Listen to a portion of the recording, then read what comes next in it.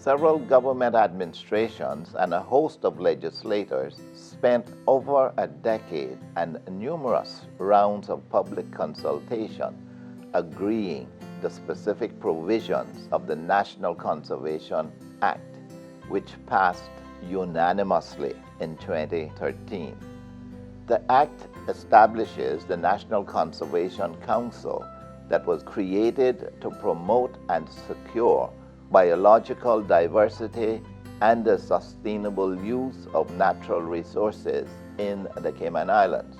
Many in our community feel directly the continuing loss of Cayman's natural heritage and are growing increasingly concerned that our native habitats and unique plants and animals will not be known by the generations that follow us. At present, the Act provides the only legal means of giving effect to the constitutionally protected principles of sustainability, whereby social, economic, and environmental perspectives have equal weight at the table. The National Conservation Council has a mandate to ensure that we can continue to enjoy the magic of Cayman's biodiversity for many generations to come. But to be successful, we all must work together as a community to build and preserve the Cayman that we want and wish for our children to inherit.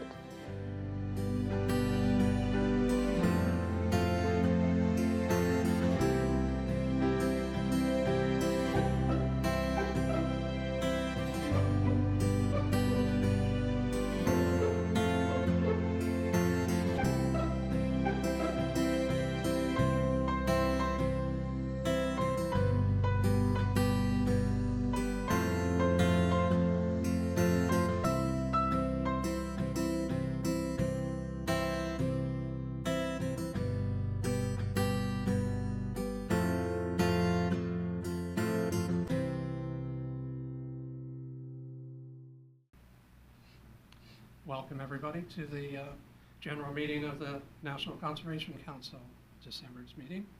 And as we have a quorum, we don't have any apologies with all people being in attendance, so that's good to hear. Are there any declarations of interest in matters relating to the agenda today among the members? No. No. Those on Zoom? No. No declaration. Okay, John, if you can bring up the minutes of the last meeting, thank you. Yes, sir. That was in September the 17th. Do council members have any changes, modifications, corrections? No. Okay, so we need a motion to confirm the minutes. I'll motion to confirm the minutes from September. Second. Okay, any discussion? Those in favor? Aye. Against? Seeing none. Any abstentions? I was not at the meeting, so I can't say yea or nay. Okay, Don McLean abstains. The motion's passed. Thank you. Now we have a rather topical update from the Director of Department of Agriculture, Wilbur Welcome, on the bird flu situation. Mr. Welcome. Hi, good afternoon. Can you guys hear me okay? Good afternoon. Yeah, good afternoon. Oh, perfect. Yeah, just to give an update on the avian flu, we're still consigned to the 8 cases we found on the one farm. We have done extensive sampling. Just up to this morning, I was notified of 2 additional samples coming from Cayman Brac. And there have been no further positive tests other than the one original farm in West Bay on November 28th. Big thanks to the Department of Environment, the HMCI, and all our other co-government agencies on coordination and support. They've all assisted with sampling or sanitization or other methods to minimize any potential risk. So at this stage, we're just in a 21-day surveillance period at the original farm. We're working with our original farmers, especially poultry farmers, to ensure their biosecurity measures are as needed to minimize future potential spread of avian influenza. So right now, we feel like we're in a very good position, but as I mentioned, we continue to do surveillance and monitoring. Some of that is being done by our DOA team, and some is being done by the Department of Environment, especially as it relates to wild birds in nearby wetlands. So that's the update, unless anyone has any specific questions that they want to raise and have answered. For some stats, on November 28th, 29th, and 30th, we depopulated over 70 birds from that location. And we think because of that swift depopulation of the infected farm, it prevented wider spread. What I will end by saying is we think we have a unique situation here that will facilitate potential future spread of avian influenza, and that is our feral chicken population, which a lot of other jurisdictions did see avian influenza. They don't have that hurdle to deal with. Feral chickens, poultry of other kinds are very susceptible to catching avian influenza and spreading it. So I just wanted to put that on your radar, that it is something that as a country, we probably need to consider how we start looking at our feral chicken population. So I'll just open it for any other questions if anyone has any. Mr. Chairman, do we have any idea how the bird flu made it onto the island? Is it going to be any effort to try to trace that backwards, or is it just too difficult? So, yeah, I'm not sure how we would be able to trace it back. What I can say is that all of the birds on that farm have been there for a significant period of time. There were no importations of birds to that location recently, and all other imported birds that we're aware of are quite healthy. So we suspect it's from migratory birds, but like I said, tracing it to the source bird is near impossible, is how I would put it. A lot of the migratory birds that may have avian influenza are asymptomatic as well, so it's not as easy as looking around and seeing sick birds per se. So we do think it's migratory birds. We do think it's potential that it may come here again. We don't think we can trace it to the original source bird. Thank you very much. Director, I've just got a question. We understand that being in the tropics works in our favor in controlling avian influenza, the temperature specifically. Can you say a little more about that? Yeah, so exposure to high temperatures does degrade the disease and the contraction of the disease. However, what we found at this particular farm in West Bay was a unique situation where there were various types of poultry, some cooped and some that were uncooped, and they were intermingling with wild birds. In one of the particular coops where we found several birds that had either died or tested positive, because of the shade structure, it was not getting appropriate sunlight that it would, for lack of a better term, kill the disease in the pen. So we did do some decontamination of certain coops on that farm. But in general, yes, the high temperatures here do help a lot in reducing the disease. However, that does not mitigate direct transfer. So if you think of a sick bird dying and another bird pecking at that sick bird, the temperatures don't really help us in that situation. It's more of if droplets or fluids from the bird gets on the ground and it stays exposed to the sun for an extended period of time, then it can be degraded quite quickly based on our high temperatures. So there is still opportunities for the disease to spread here, even with our high temperatures. Thank you. Any other comments, questions? Thanks very much, Director Weldon. Thank you. Okay, next on our agenda we have the ratification of a co-opted member to the council. And that is the Senior Policy Advisor for Environment to the Ministry. And John, do you want to take us through the background? Yes, sir, Mr. Chairman, I can do that.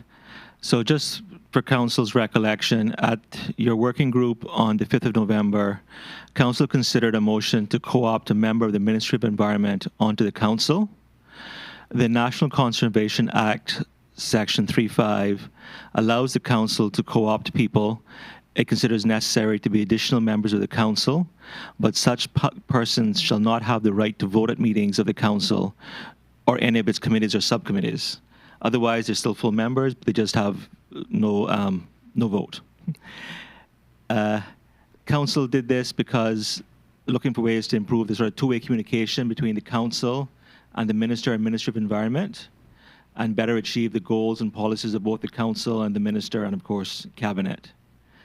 It was felt that this improvement could most efficiently be achieved by inviting a member of the Ministry team with sufficient technical knowledge and experience, and a role that already includes liaising between the Minister and the Ministry and their environmental agencies, and how that person participates on the Council. The initial invitation would be for 1 year, just to see how everything is working out. Obviously, the Council can continue it if it does work out. And so it was therefore decided that Council would co-opt the Senior Policy Advisor for Environment in the Ministry of Health, Environment and Sustainability for a 1-year appointment as an additional member of the National Conservation Council. That is, as a co-opted non-voting member of the Council. And that motion passed at the work group session to be ratified at the next suitable general meeting. So, if I may, Mr. Chairman, just putting forward for Council to consider a proposal that Council ratify its decision to co-opt the Senior Policy Advisor for Environment in the Ministry of Health, Environment and Sustainability for a 1-year appointment as an additional member of the National Conservation Council, i.e. as a co-opted non-voting member of the Council. Is there a mover of that motion? I'll move it. Second? I'll second. Nick. Okay, let's open that for discussion. Any discussion on the motion? I mean, I just would reiterate, Mr. Chairman, that I think it makes a lot of sense in terms of information flow between us and the ministry, to have someone who's, participating and listening to the debate that goes on in our working group meetings and so forth. And I think it's a good move. We'll hopefully have positive outcome from it. Agreed, yeah. All right, and just for everybody's to be aware, Emily Gilman is attending this meeting in this capacity. So welcome, Emily. Those in favor of the motion? Aye. Yes. Thank you, Donna. Against? Hearing none. Any abstentions? I'll abstain, Mr. Chair. That's Richard on Zoom. I would abstain as well. And Wally. Abstain for me, Wilbur, abstain. Okay, thank you very much. Motion's carried. Moving on to the appointment of the Little Cayman officer as conservation warden. John, please. Yes, sir, Mr. Chairman. Oops. So, as council will probably know, the Department of Environment has one conservation enforcement officer in the Sister Islands, and he is based on Cayman Brac. DOE also has 2 operations staff, one stationed on Little Cayman and one on Cayman Brac. In order to assist the conservation officer in his enforcement duties, the 2 other DOE Sister Islands staff have been appointed as conservation wardens under Section 48 of the National Conservation Act. Under that section of the Act, Council may designate suitable persons to be conservation wardens, and the Council can grant them such powers and responsibilities as Council considers necessary to enable them to be wardens. Just to note that conservation wardens designated under this in this manner while on duty for the purposes of performing their duty may be granted all the powers and immunities of a conservation officer appointed under this law, which has all the powers and immunities of a police constable. But for the conservation wardens, it is other than the power of arrest. So they can do everything else, they just can't arrest anybody.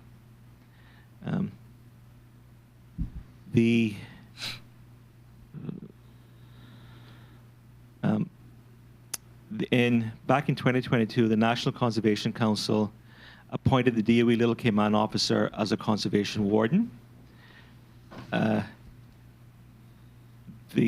Unfortunately, the decision was that how they did this was by a round-robin decision to be ratified at the next suitable general meeting of the Conservation Council, which at the time was expected to be in March 2023.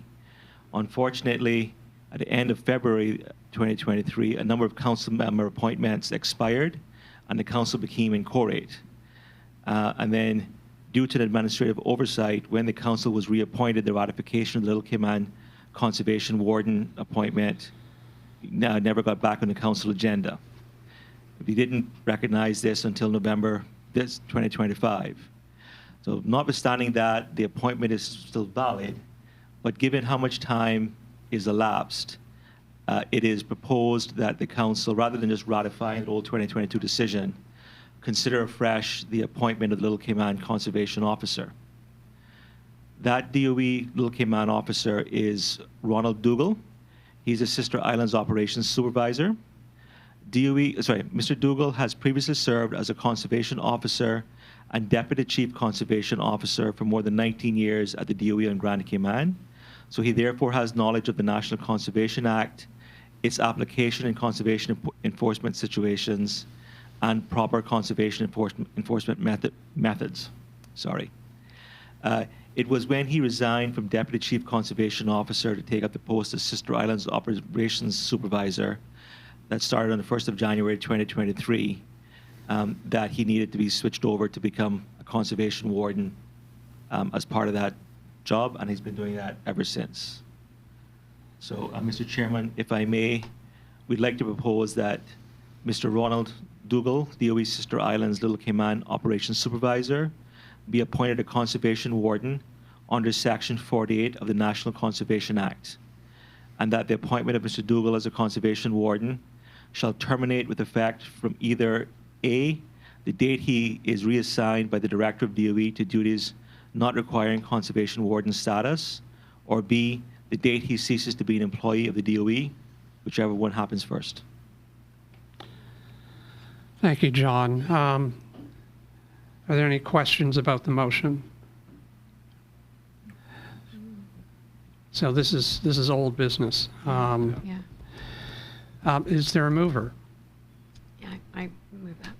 Second? Kathy? Any discussion?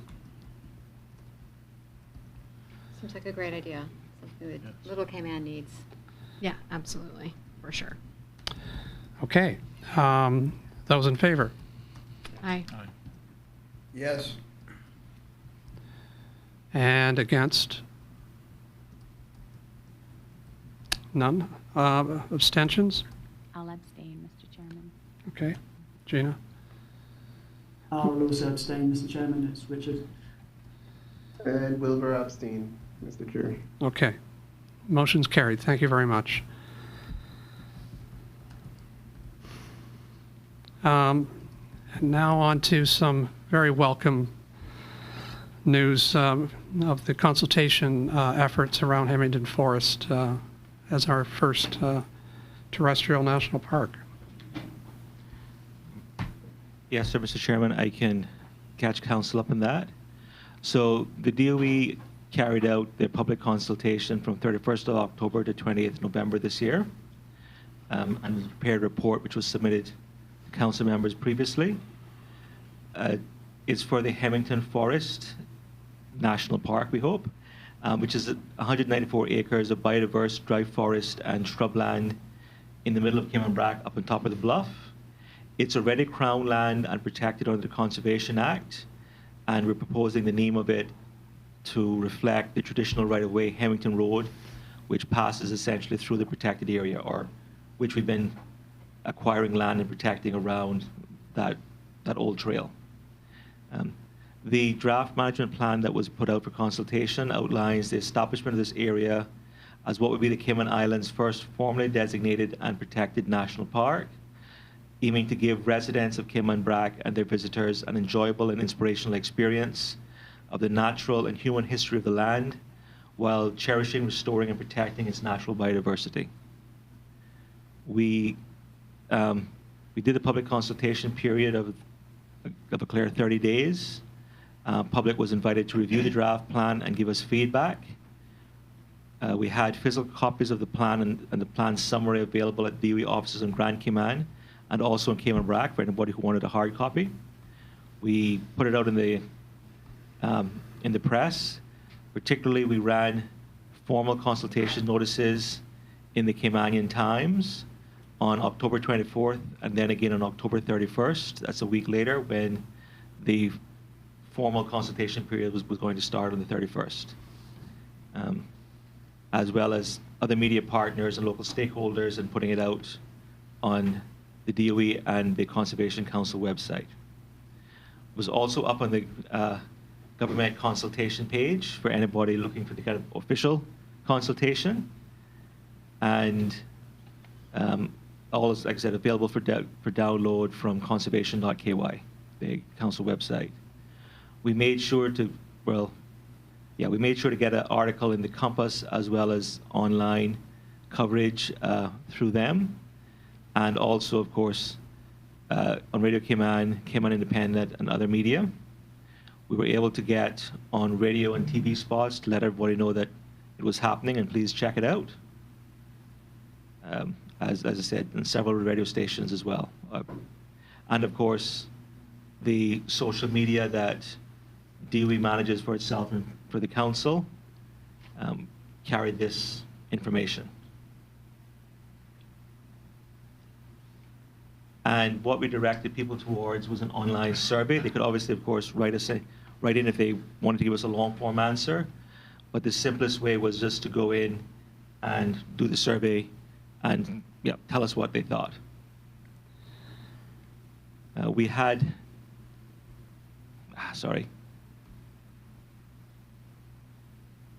29 people take that route. 27 of them said they supported the plan, and there were 2 who did not.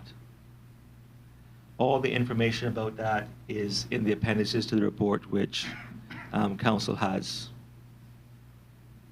But as we said, over 85% of the respondents thought the plan accurately reflected the kind of experience they would like to see in Hemington National Park. A few of them had, small suggestions or tweaks they might, to consider, but everybody was generally in support. There was the 2 people who weren't that happy of it, thought it would be totally unnecessary, or, but would like to see perhaps more done in the park that's being proposed. Again, most of the respondents felt that the park, when it comes in, should be small, low-key, and natural. We also were able to do some in-person outreach on the sister islands. The DOE Public Education Officer, Judy Hurlston, and our Cayman Brac-based Biosecurity Officer, Nick Ebanks, were able to get to Creek and Spot Bay Primary School in Cayman Brac to engage with the students. Just taking the opportunity to talk with them about the rich biodiversity and habitats that the Brac has, but also, of course, giving them the opportunity to participate in the survey because they're going to be inheriting this national park if and when it goes through. We also had a public meeting on Cayman Brac. UCCI were kind enough to host us. We filled the room. And again, the feedback from the people there at that meeting in person was, this sounds great. Different ideas were tossed around. Ms. Kathleen was there as the NCC rep for the BRAC. Thank you very much, ma'am. So if you have any questions about what people were thinking, you can ask her directly. But from the DOE perspective, everything went well. Feedback was positive. Just that we did the public consultation for the draft Hemington Forest Management Plan in accordance with the requirements of Section 10 of the National Conservation Act. We went a bit beyond the base requirements. We had a multitude of outreach channels and the different media employed to reach as wide across and diverse cross-section of the community as we could get to easily. The vast majority of comments collected from the consultation period were supportive of the plan and indeed inspired a sense of pride in Cayman Brac being home to the first national park in the Cayman Islands. No significant issues were raised which we think would require revision of the plan. So we recommend that the Council accept the report and adopt the Hemington Forest Management Plan as drafted and through the process contained in the law.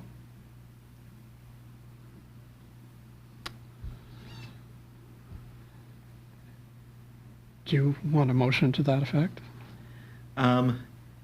Yes, it would be for Council to move it, to adopt it, and yes, please. Okay, all right. So it's adopting the plan, just to be clear? So what it, sorry. To accept the report and adopt the Hemington Forest Management Plan. Should we go through the management plan summary first? I can do that if Council would like, but yeah, so as the Chairman said, it would be to approve the report that everything was done right and you all are happy with the outcome, and then to endorse the plan, adopt the plan, however you like to say it, because there is more steps required under the Act. But yes, the first step is to say you like the consultation we did and you like the plan. Move it forwards. And so one second, Mr. Chairman, you were asking for the management plan. Summary. So.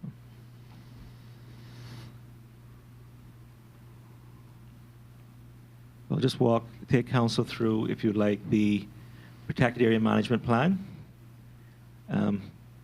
It envisages that the protected area will be managed as a national park.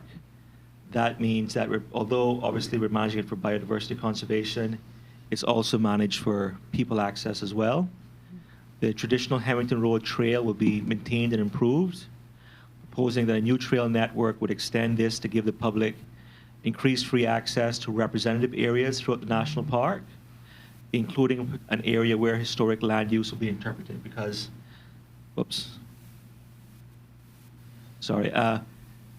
how this trail at least kind of got started was people going up to the top of the bluff from the lower end to farm, so there's still some farming area up there, and saving that part of history in some way, and so people can see what the growing was like back then and what people were growing.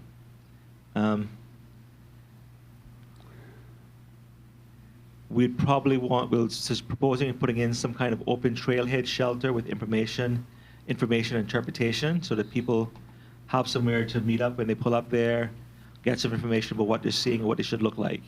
Also a small restroom building as well for anybody who needs it. So again, small, kind of trying to fit in as much as possible with all the forest around it. And that would be on the sort of top bluff, on the bluff side at Songbird Drive, because it's easier to get facilities in there. Also proposing an observation tower on one of the trails to give visitors a view over the forest canopy so they can really appreciate the height of the trees and the thickness of them. things like the yellow mastic trees that are characteristic of this area and that you're not going to find easily anywhere else. And unless you've got somewhere to see them, you're not necessarily going to appreciate how big and majestic these trees are. Nothing too much above the canopy, but just something so people can see the canopy. It will be managed by the Department of Environment, but we're going to have to we hope to do that, and really, feel we would need to do that in close collaboration with district administration, and of course, any community groups on Cayman Brac who are interested in this. We want to have them be involved. We would look into the future, probably need to employ a protected area officer to be responsible for managing the park infrastructure, particularly through that first stage of developing everything. This is going to take us a year to 2 years to go from a whole lot of forest with one trail to something that people can look at and feel this is a national park. Because we would probably also be having to control invasive plants and animals in the area. It is a national park for biodiversity, and hopefully there'll be an opportunity to either restore or preserve parrot nesting in the area as one of the key iconic species of Cayman Brac. The area it is a protected area under the National Conservation Act. We're proposing it be a national park that ties to the IUCN criteria, so anybody in the world would have a good idea of what we're talking about when we talk about Hemington Forest National Park. This would, although the area is already protected, designating it as a national park just helps us show that Cayman is meeting our commitments under various conventions, international goals of protecting and managing areas for wildlife, such as the Convention on Migratory Species, and particularly the Convention on Biological Diversity, which the Cayman Islands have been party to for many years. This is something that, as a country, we've committed to doing, and it's in the best interest of our people and in the unique species that are on the Cayman Brac and find a home in Hemington Forest. Birds like the red-legged thrush, which I don't think is actually found even on Grand Cayman. Mm-hmm. We've got the Sister Islands rock iguana. People may be more familiar with the blue iguana on Grand Cayman. The Sister Islands have their one, which needs a space. The Cayman Brac parrot, which to a non-birder may look like a Grand Cayman parrot, but is not. Mm-hmm. And the birders are going to have a harder time finding it because it's a bit more hide in the bush. And of course, things like the yellow mastic tree. We've got the mastic trail on Grand Cayman, but these trees, yellow mastic in particular, are more in Cayman Brac and quite majestic. As we said, unfortunately, alien invasive threats will be something the park will have to deal with. Just the usual slew of them that it will be necessary to remove as necessary to keep the park as natural as possible so people can understand and enjoy what a Cayman Brac forest is really about. As we said, it will be managed for people as well. So first steps are going to be getting someone to help us design what this would look like, map out the trails, design what the shelter and restrooms would look like, small parking lot at the trailhead. And then we're going to have to start talking about construction of these and the canopy, figure out the signs, and particularly how would we interpret and maintain a representative historic agriculture area so that people, when they walk in the trail through the forest, will get to the ground and have a feeling of what their ancestors were doing, or if you're a visitor, have a feeling of what our ancestors were having to hike through to then try and get food up for their table. It would of course be open to the public on the trails. We would not want people going off trail, both for their own protection, but also for the protection of the forest. And we would love to be able to get the public involved in monitoring as some of these areas become rewilded or managed, through participation apps that allow the public, say, I've been on the trail, this is what I saw, and then be able to see how it compares to what other people saw the month before, the year before, as the forest remains a forest. And of course, it becomes a national park in Cayman-Brac for people to access and use, including school groups. We'll have to do things like mark the outer boundaries of the protected area. Not big fences, but just so that people, people who do happen to go off trail from either direction know when they're in a protected area. Hemington Road footpath is going to, of course, be the primary access route remaining. We could potentially, we would like to see in the future, purchasing additional land for protection in and around that area to make Hemington National Park as beautiful but also as biodiverse as possible. As we said, parrot nesting is something we to work on there. Making sure that people aren't littering or making a lot of noise in the park, and engaging in monitoring the health of the park with us. So the park access guidelines that we're proposing is free entry, variously accessible pathways. Some of them will probably remain quite rugged and what it was really like.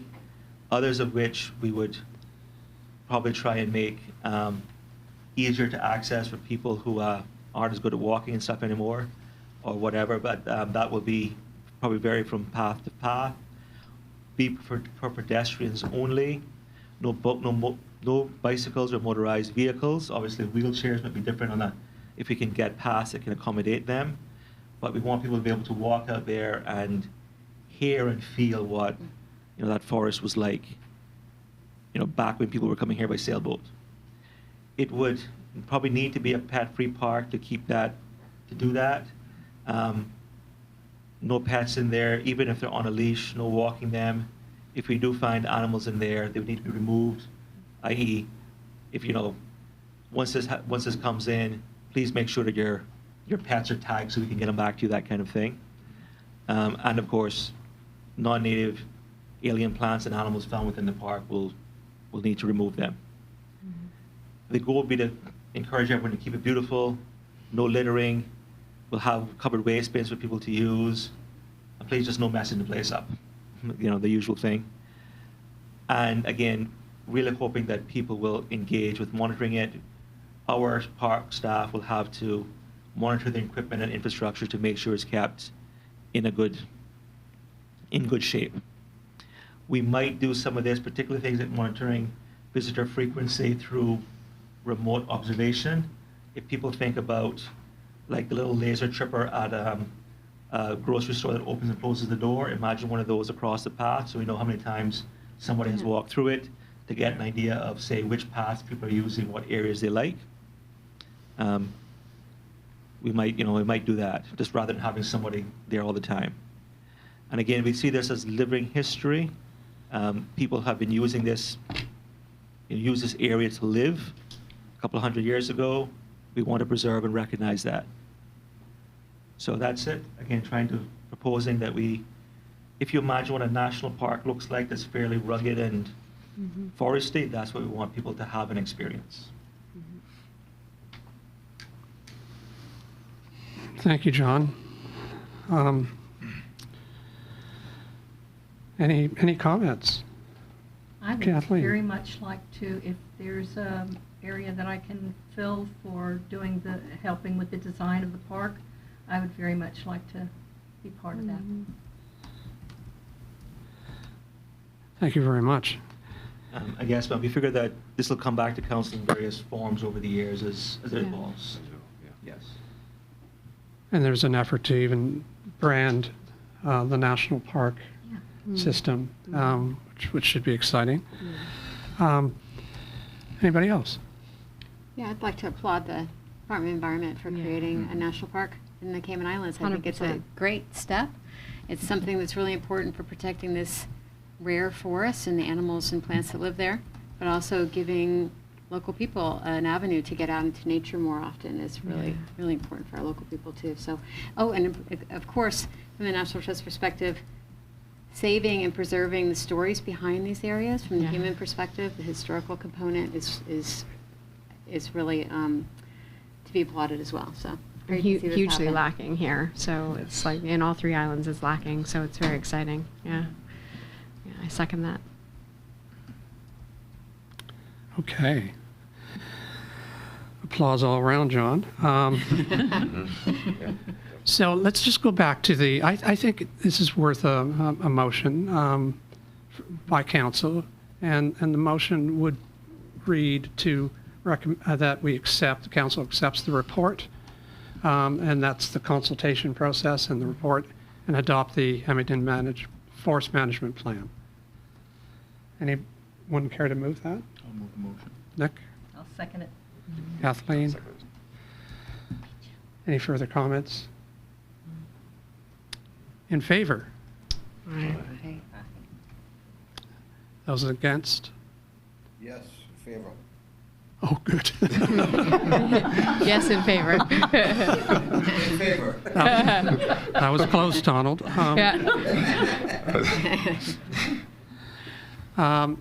Those against? None. Abstentions? Going to have to abstain because Yeah. involved. So Gina? I'll also abstain, Mr. Chair. That's Richard. Thank you. Thanks, Richard. Wilbur as well, sir. Okay. So all three departments have abstained. The motion's carried. Awesome. Thank you, John. Yeah. So we're moving on to a series of reports that highlight the efforts in this calendar year, 2025, and some of those that we hope to embark upon next year that will sustain Cayman's natural heritage. And many of these efforts are nested within one overall overarching goal and process. And John, could you introduce that process to us? Yes, sir. Thank you. And for council may have heard, but there is a initiative to declare parts of Little Cayman a World Heritage Site, to get it inscribed on the World Heritage Register. And I think if we take Little Cayman as an example of Cayman's irreplaceable natural wonders that we as a country are trying to safeguard as a World Heritage Site for generations to come, it encapsulates very much so much that we're trying to do.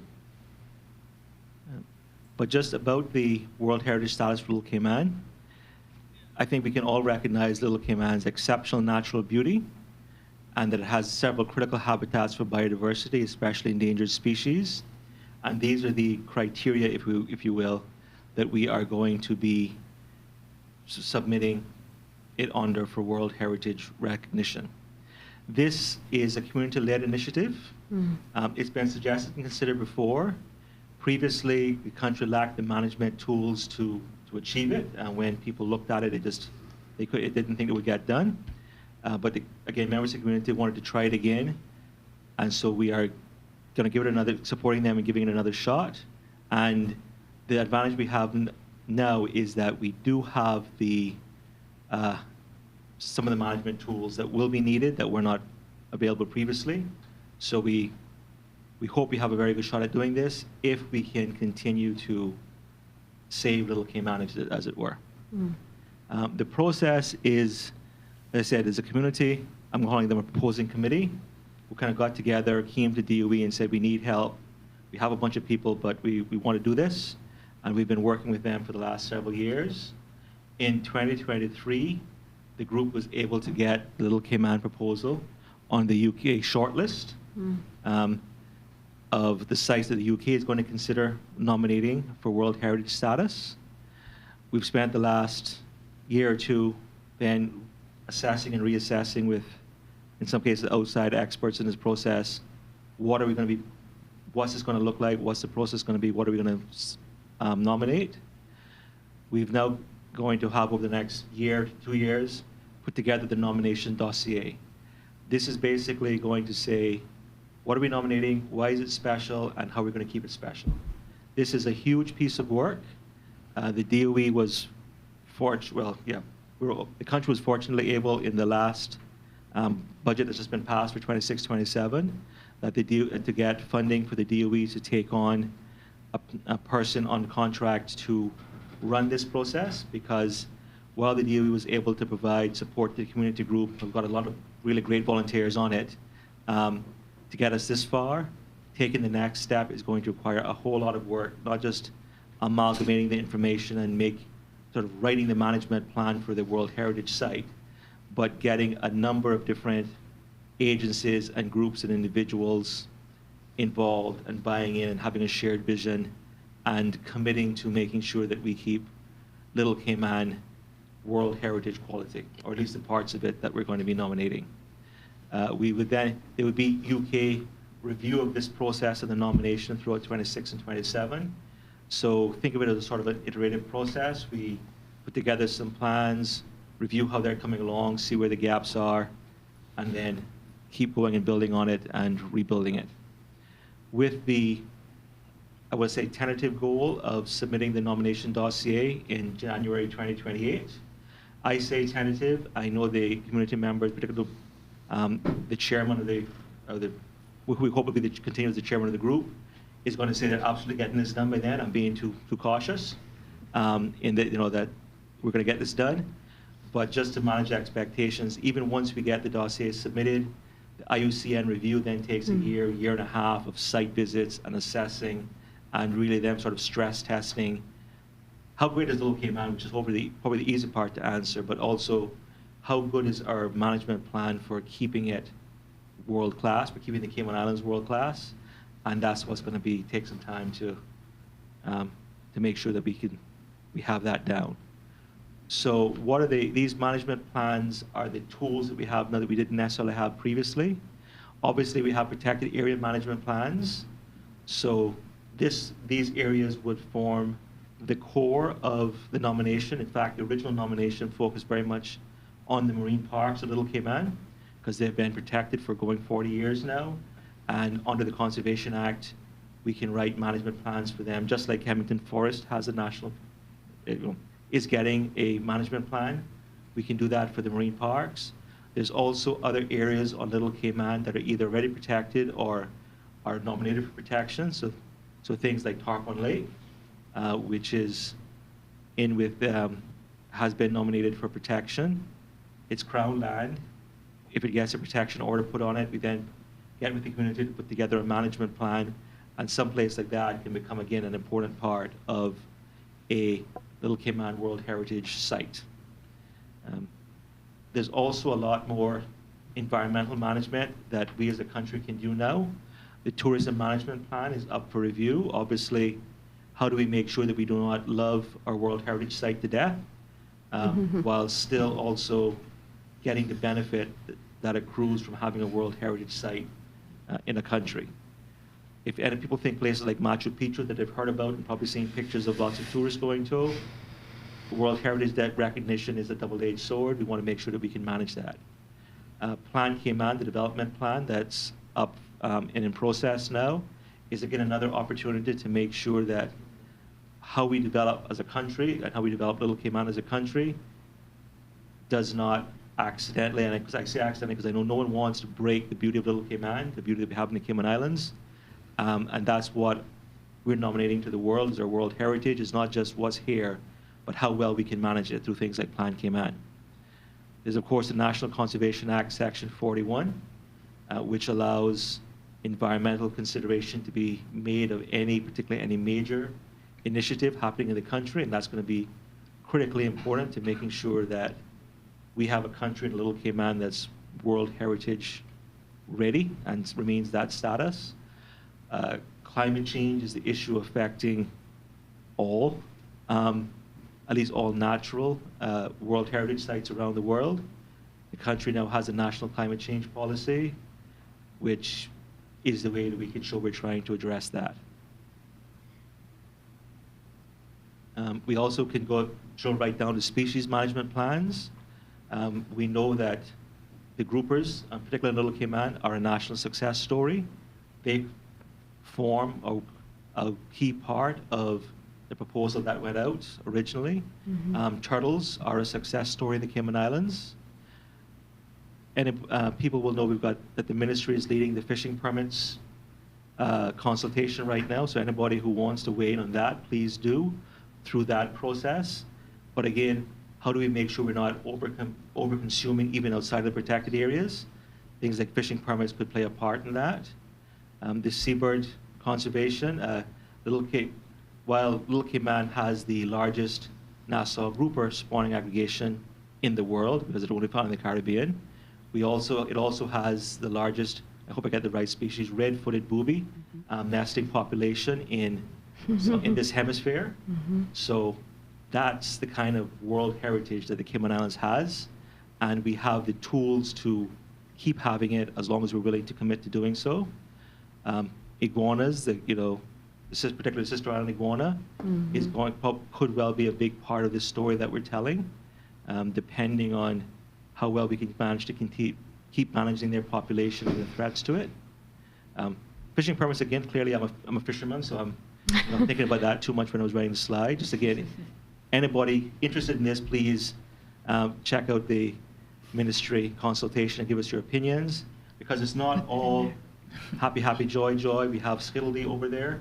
How do we, on the rest of the world, how do we save corals and the coral reefs that Little Cayman is famous for, that the Cayman Islands are famous for?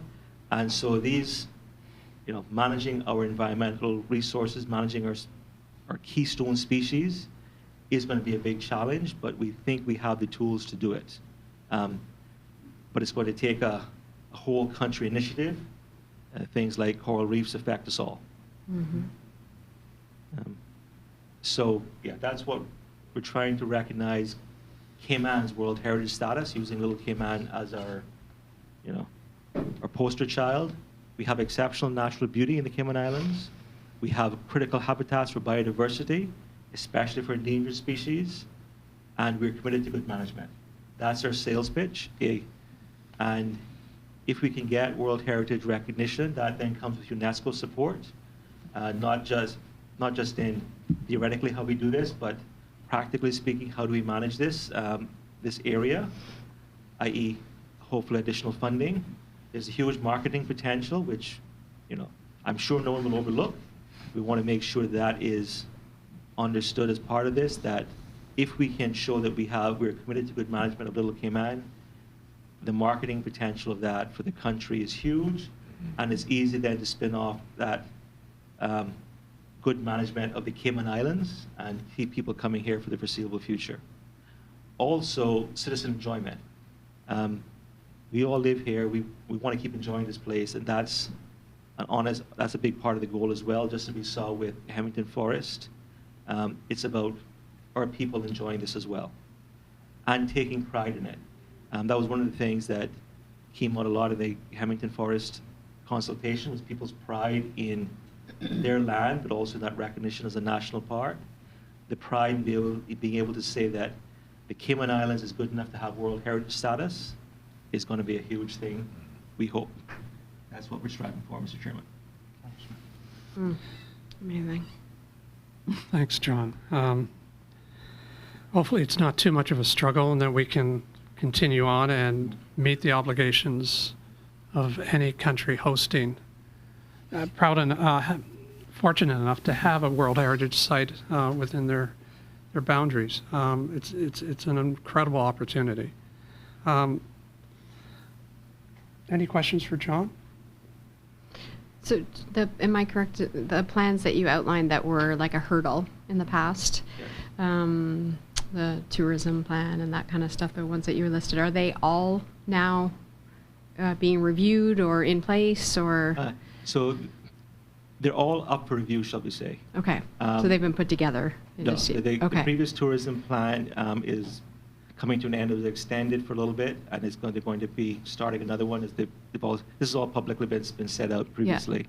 Yeah. Obviously, Plan Cayman is on the go, and that's going to be a big part. The Little Cayman community has already been talking with planning, saying, do us first, do us first. Okay, yeah. Because everybody wants to be first, but also for some of them at least, they've got in the back of their mind that they want this.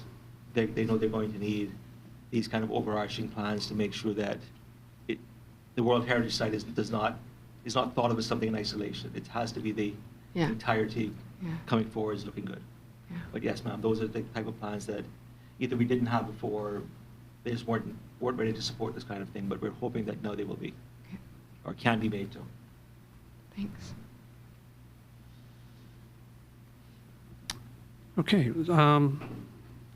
thanks, John. Let's move on, shall we, to the next piece in this overall effort to sustain our natural heritage. And we have Fred Burton to talk about protected areas management.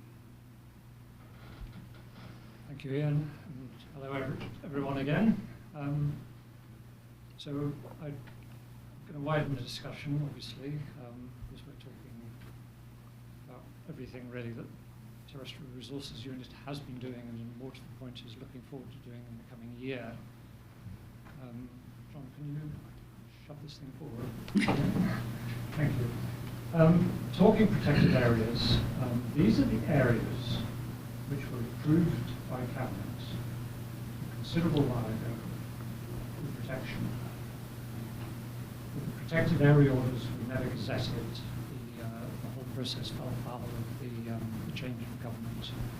And now we're back again. And we've got these in with our ministry, and we're hoping very much to see these things move forward. Together with these protected area order requests that are with the ministry, we've been working on outline management concepts for them, because one of the things the Cabinet was very keen on was to have some kind of idea ahead of time, ahead of actually making these protected areas, is how are we actually going to manage them. So we put some thought into that. Go ahead, John. So Tarpon Lake is one.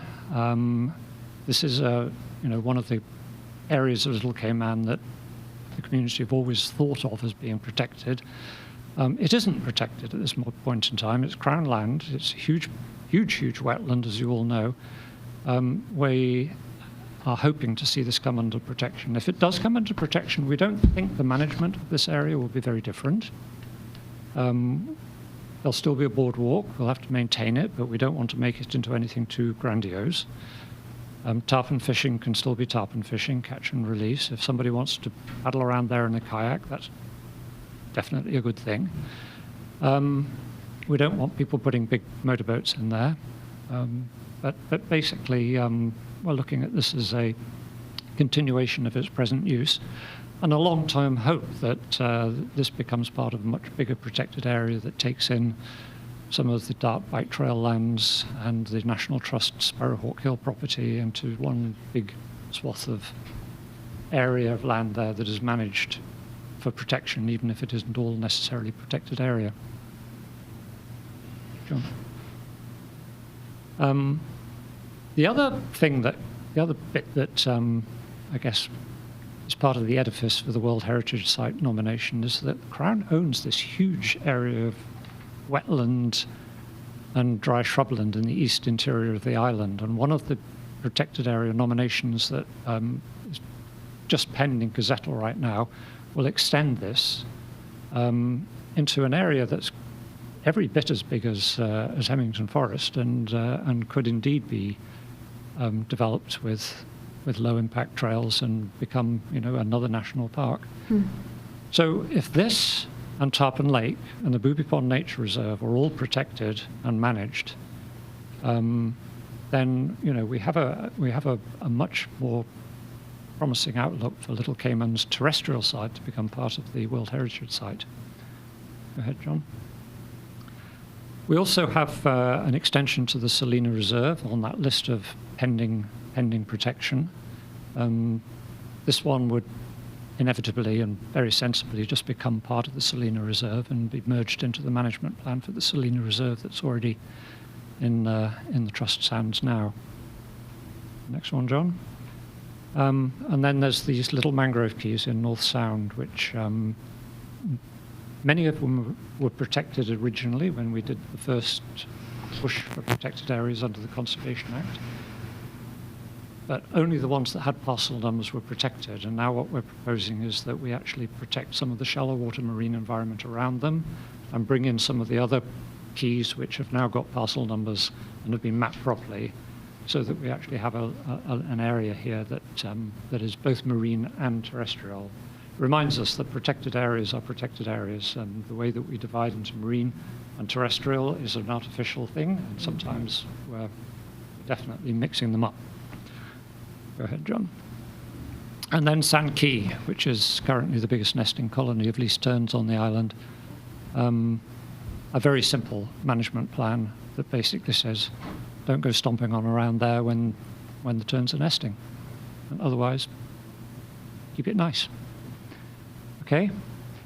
And then, of course, the Hemington Forest Management Plan comes from here to the Ministry, and from the Ministry to Cabinet, and assuming Cabinet also think this is a great idea, then we're going to have to implement it.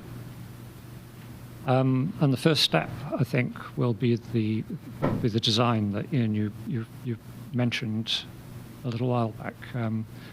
This is the opportunity for the Council and the Department to come to an idea about what are Cayman's protected areas going to look like. What's the vernacular? What's the style? That's the very first thing that's going to have to be done. It's unclear to me at this point how much money we're going to have in the next 2 years to develop this, but I'm hoping at least we can make a start on some of the trails. You know, one instruction we have from our ministry is that once those areas are gazetted, we need to get right on it and do the management plans. So if this happens, I think Council can expect to see the Terrestrial Resources Unit churning out management plans at rather a rapid rate. We've done the groundwork already, so each of these is going to have to go through the same public consultation, review by Council, up to the Ministry, up to Cabinet. It's hard to know, but I'm hearing hope that the Brack East Lighthouse Park may be on the list soon. I mean, government has already bought the Lighthouse Trail, they've bought Long Beach. We already protected a small piece adjacent to the Lighthouse Trail. Government owns Little Cayman Brack, it owns the cliff. And they are, I'm told, still trying to negotiate to buy more of that land at the east end of the bluff. Some of this comes through this year, then I think, you know, we may be suddenly saying, okay, let's forget about management plans for that, because this one would be a huge, huge, huge management plan and a very exciting development. The other thing that is moving, John may wish to speak a little more to this, unexpectedly, is the Ironwood Forest, because the Ironwood Forest is going to have a road.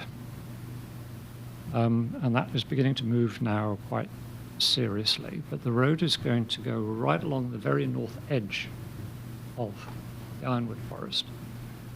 If it does that, it is going to involve the take of a substantial number of Old George bromeliads, a very substantial number, like something like 20% of the world population of that plant. The council would have to issue a permit for that.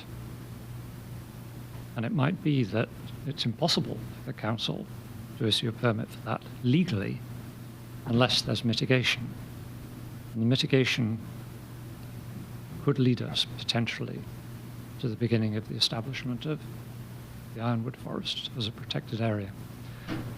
I'm laying this one out now because I know it's going to come to the council. I know it's going to be quite difficult, but I see opportunity there, and I hope you share my hope for that. Okay?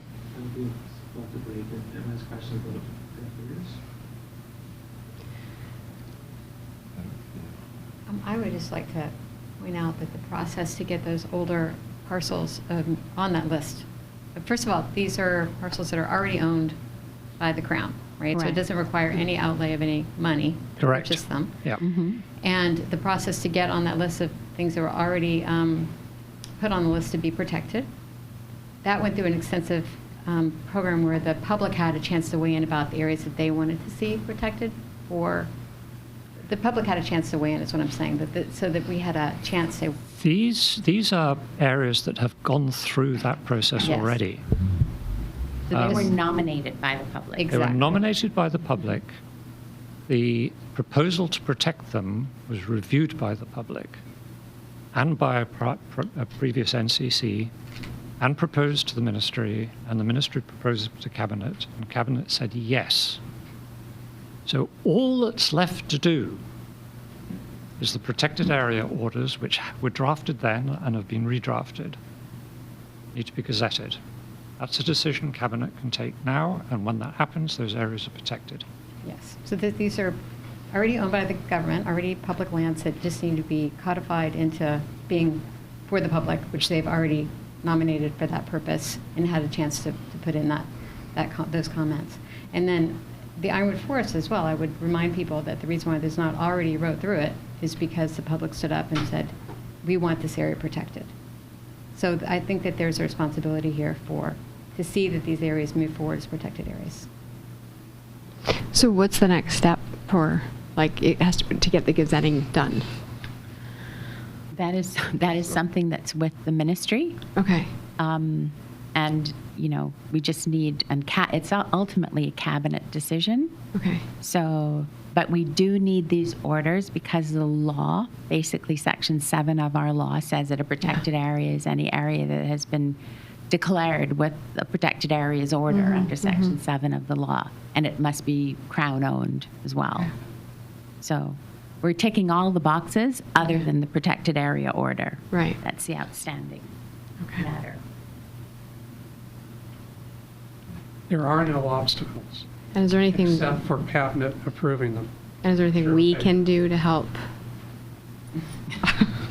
But we feel like we've Done everything. We've checked the boxes, yeah. Yeah. Okay. We've pushed, and Okay. yeah, it really is out of our hands at this time. But this is the type of effort cabinet needs to move ahead on if we have any hope of being successful in our bid for a World Heritage Site. Absolutely. Yeah, bearing in mind that Without this, two of those. we do not show enough resolve to protect our natural heritage. 100%. Yeah. Two of those key protected areas Harpin Lake. are on Little Cayman. Yeah. Yep.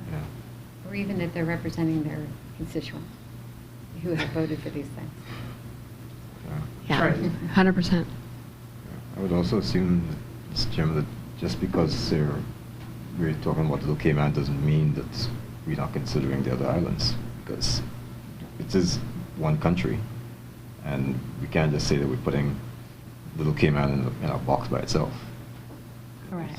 So I think things like this also reflects on,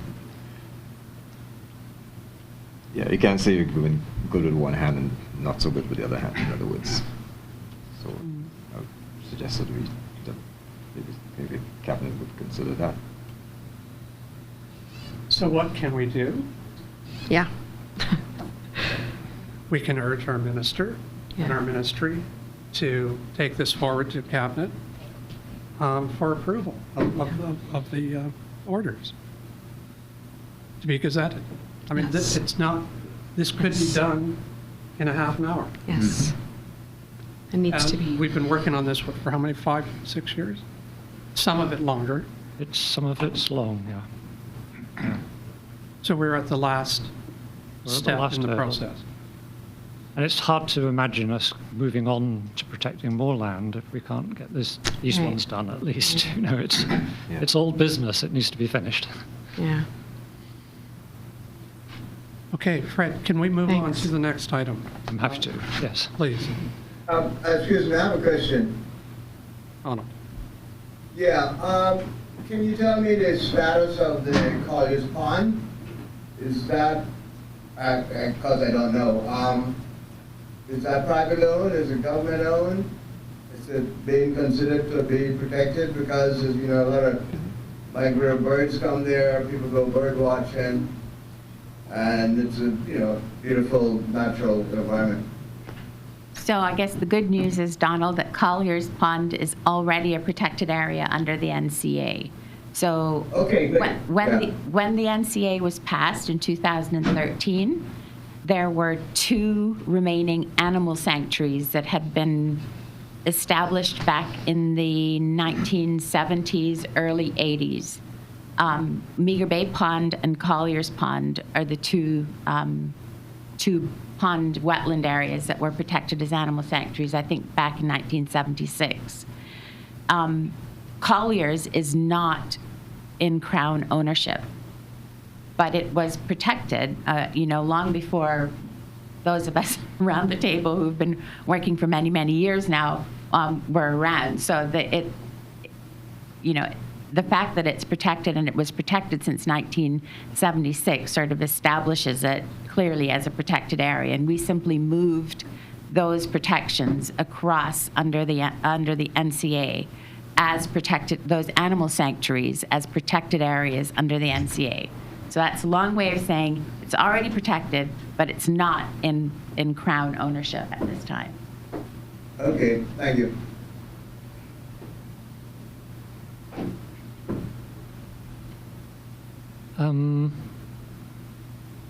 Okay, that's meant to say alien species management. The floating Zoom. Yeah. This is another big thread of what the Terrestrial Resources Unit has got wrapped up in. I think the big ones are the green iguanas, feral cats, and Brazilian pepper, which is an interesting situation that I don't think I've talked to you very much about before. So Brazilian pepper is one of the world's most invasive plants. It's costing the US unspeakable amounts of money to try and manage it in Florida, particularly. It's heavily established in the west end of Cayman Brac. And when we first realized that, it was already that way. And we actually consulted with some experts on plant eradications, and they said that infestation in the west end of Cayman Brac is round about the maximum that anybody's ever managed to eradicate a plant from successfully. So it's a pretty bad situation on the Brac. And what we're thinking of, given the limited resources we have, is the best thing we can do on the Brac is try and limit the spread. On Grand Cayman, it turned up in Newlands, and it turned up in the shores area of West Bay. As far as we know, that's nowhere else. And we've been treating those plants, and we think it's very much in reach for us to eradicate Brazilian pepper from Grand Cayman. And we hope to get that done over the next few years. We're treating these trees mostly using basal bark treatment of a chemical which basically goes down the phloem into the root system, kills the root system of the plant. The plant dies in about 2 weeks, and you just leave it there. But it doesn't affect the plants around. So it's quite a surgical, clean removal technique. Much more difficult with a big tree because you have to drill and inject and all this sort of thing. But most of the plants we're dealing with here on Grand Cayman are small stems. It's always more cost effective if we can nip it in the bud, so that's what we're trying to do here with that plant here. Going back to Little Cayman, it looks like we have the funding to commit to eradicating the feral cats from Little Cayman. That means we will be spending 2026 preparing for that, and then 2027 doing the actual eradication. So when 2028 comes up and the World Heritage Site is going to be reviewed, hopefully Little Cayman will be an island free of feral cats, and the increasing abundance of wildlife, which we're seeing already, should be pretty spectacular. On Cayman Brac, we continue to basically try and manage feral cats in the areas where the seabirds are nesting and some key rock iguana nesting sites in protected areas. Our Darwin project will be going for 1 more year, and the focus in this coming year is going to be basically biosecurity, so that we can set things up on Little Cayman, so if we do eradicate feral cats, we won't get a reinvasion, and if we get an incursion, we can nip it in the bud pretty quickly. So things are looking promising for yet another brick in the edifice of the World Heritage Site. I don't know if any of you have picked up on some of the social media grumbling about our new procedures. I hope that's going to be something that quietly dies down. I think Judy has circulated a DOV statement on this for general information of the council, I think. The misconception, or is it misinformation, we're not sure, that's been put out there, is that we're wandering around Little Cayman with big guns and going boom, boom, boom.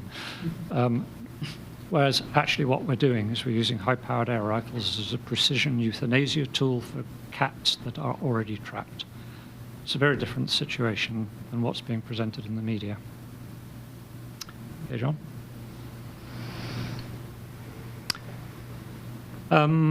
Green iguanas. Sorry, the titles are being obscured here, but green iguanas.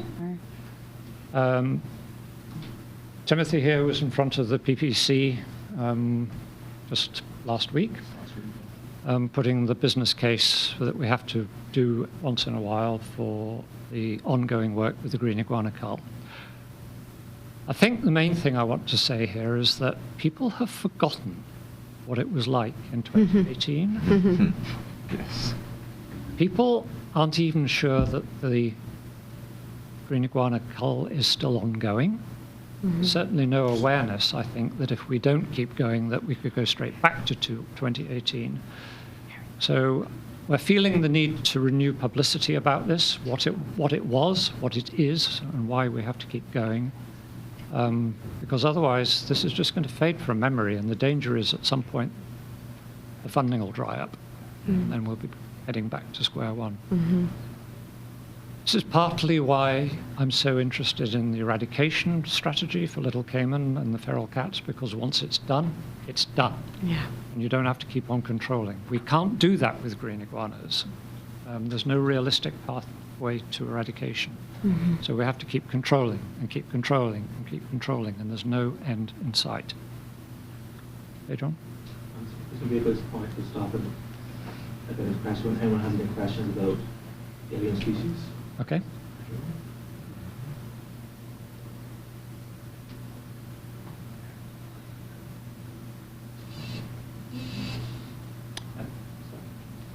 Apparently not.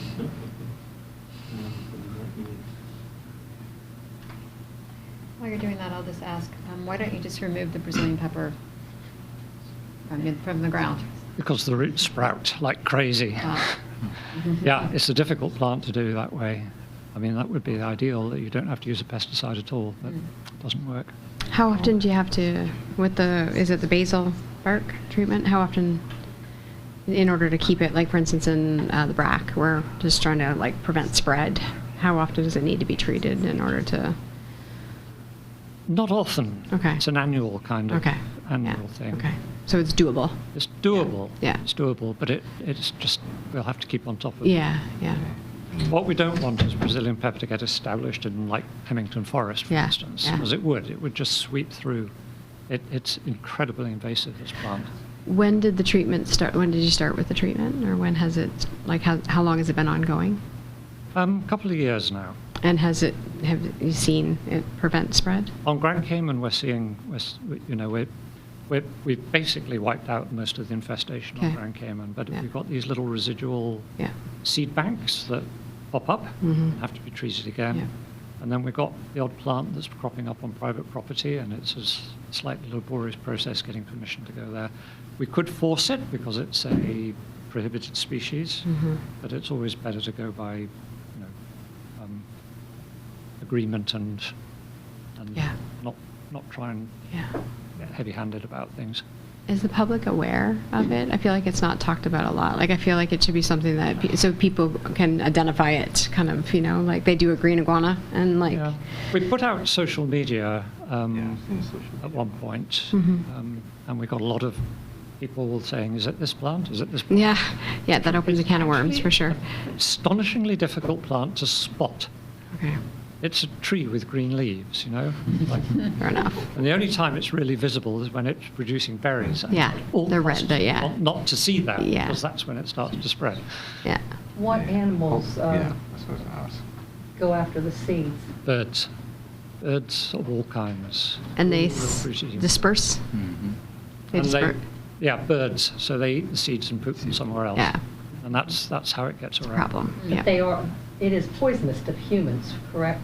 The plant is like maiden plum. It gives you a skin rash. Yes. And I think the fruits would do the same. But it's interesting that many animals don't have the same reaction. It's like blue iguanas can eat manchineel fruit and thrive on it. And birds can eat maiden plum fruit and poison fruit, and they don't suffer.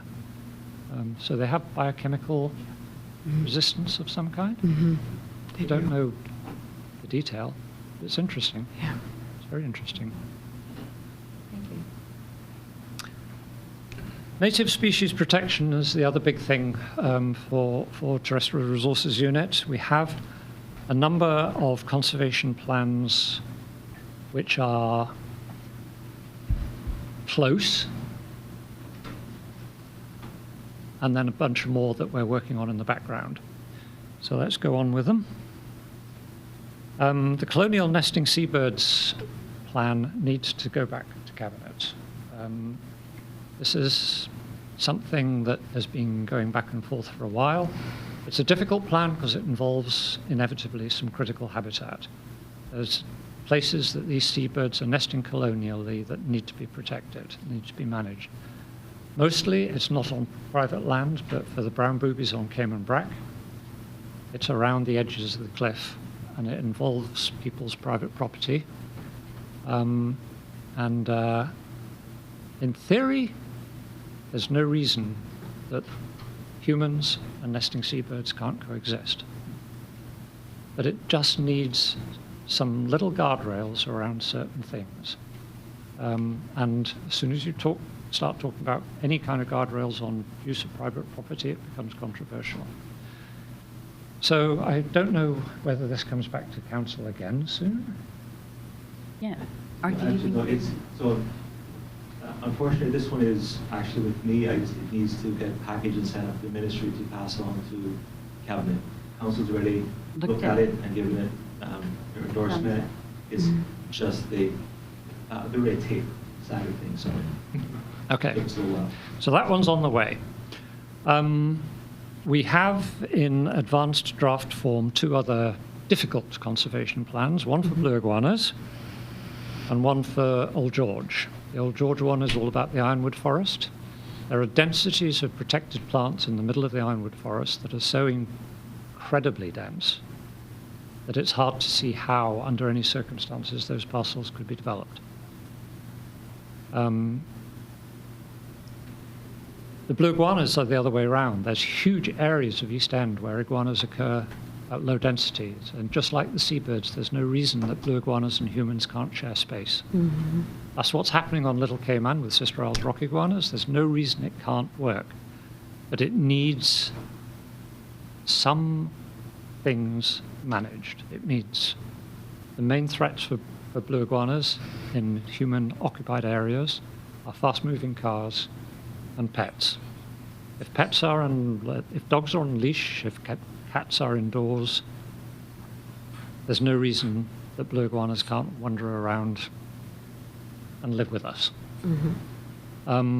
If we have to restrict them to protected areas, then it's a whole different kind of thing, because it would require fencing in protected areas and making habitat islands and all of this highly expensive and difficult kind of strategy. So we've drafted this blue iguana conservation plan with the idea of a very broad critical habitat with extremely light rules. Whether that will ever fly, we don't know. But these 2 plans are currently with DOE. Gina and Tim haven't really had a chance to look at them properly. They're not ready to come to council yet. They will be coming to you at some point in some form. Early in the new year. Quite soon. Yeah. Then the ones, John, if we go on, the ones that we're doing background work on. When I say background work on, in some cases we don't have enough information yet, and we're gathering information. In other cases, we're just in the early stages of writing these plans. In the case of land crabs, we need Cabinet to place 2 species of land crabs that aren't in Part 2 right now on Part 2. That request went in a very long time ago. There might be a need for a nudge and a reminder, because without all the land crabs on Part 2, we can't write a conservation plan for land crabs. So that one's pending. Right, can you just explain Part 1 and Part 2? Okay, so Part 1 protected species under the Conservation Act are protected at all times. Old George is protected at all times. Conservation plan or no conservation plan, you can't take one without a permit. And council can't issue a permit unless it meets certain criteria that are laid out in the law. So they're really protected. And that involves things like blue iguanas and Old George and a bunch of really critically endangered, unique animals and plants. Part 2 are species which are protected if and when we have a conservation plan that lays out how they are protected. So land crabs are not protected right now. They are on Part 2. If we write a conservation plan for land crabs, that can put in whatever protections we think are appropriate. We really don't have a lot of information about land crabs. We don't have information about the rates they're being harvested. We don't have information on the rates they're reproducing. We have a lot of information on how much of their habitat is being lost. There's a lot of information that would be needed to write a sustainable harvest plan for land crabs on Grand Cayman or even on the Brac. Same thing with soldier crabs. It's a difficult subject. So we're working on this right now, and we're thinking maybe what we need to do is put a very simple plan forward first while we do a lot more research and come back with a much more comprehensive plan. Sister Isles rock iguana plan is very close. We're just trying to figure out what needs to be critical habitat and what doesn't need to be critical habitat. Single island endemic Part 1 plants, there's a bunch of them we've already done. We've done Sybil's crown beard. It's passed. That plan is in effect. We've done Verbicina caymanensis. That's the same one. And we've done Agalenus kingsii. That one's done. Yeah. But there are a few more. There's like this crazy plant called Pisonia margaritae that only occurs in spots. In all of the world, it only occurs in spots. On a piece of Wayne Panton's land, actually. So we need to declare critical habitat for that particular area and pass a conservation plan for that plant. Some of these plans are intended that we propagate these plants. If we can propagate them without impacting the original population, if they grow easily, if they're suitable for planting in people's gardens, one of the conservation strategies that makes most sense is get the park to propagate them, start selling them to the public, public's plant them in their land. And the which, of course, is what we did with Cayman sage. Which is what we did with Cayman sage. We've already also done that plan. And that plan's already done. So they're interesting ones, and we're well on the road towards being able to bring those plans to you. And then we're also working on a conservation plan for parrots. Can we go back to the land crabs? I mean, I hardly see any crabs. I mean, other than the few in my yard that I feed. But even going across the street, the land crabs, the white ones, the ones that we eat, never see one. Never anymore. Yep. A few red shanks, I could probably count it on one hand and have fingers left over. But, I mean, the land crabs are extremely important. Yeah. I'll tell you something else that's the bats. I mean, I have a cave in the back of my property, and I used to see them come out at night. I don't see them anymore. The owls. The entire population that I can tell, because I've recently gotten a new box, since this summer, I've started riding up and down. And when we had those owls killed, that's how I found them driving, and then I'd get out and I'd walk around and I'd find carcasses. I'm not finding any, well, I'm not able to walk the way I used to, but, I mean, no owls sitting up on the lines at night. I don't see any around my house.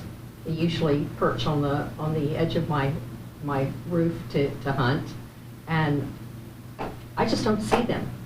And I don't see anybody raising any alarms about it.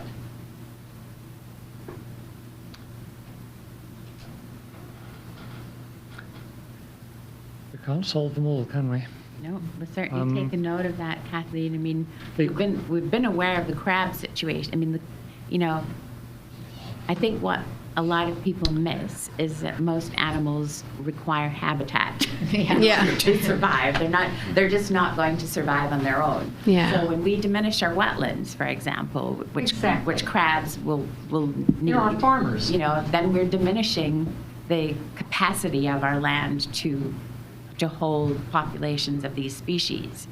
And people seem surprised when, there's no more land crabs. And also the traffic, we've seen 100% traffic on land crabs. They get squished because they go to the sea in order to spawn. Yeah. So the life histories of some of the animals that we have here, which are perfectly suited to our islands without people, when you add us to the mix, it becomes a very difficult management, Well, Christmas Island agenda. and Cuba have also started making inroads into their conservation as far as putting in culverts, and even, now I'm not talking about a well-built bridge that somebody could climb over or a vehicle could go. I'm talking about like some type of suspension type of thing that they can crawl over in a netting type of situation. I don't know how that would work.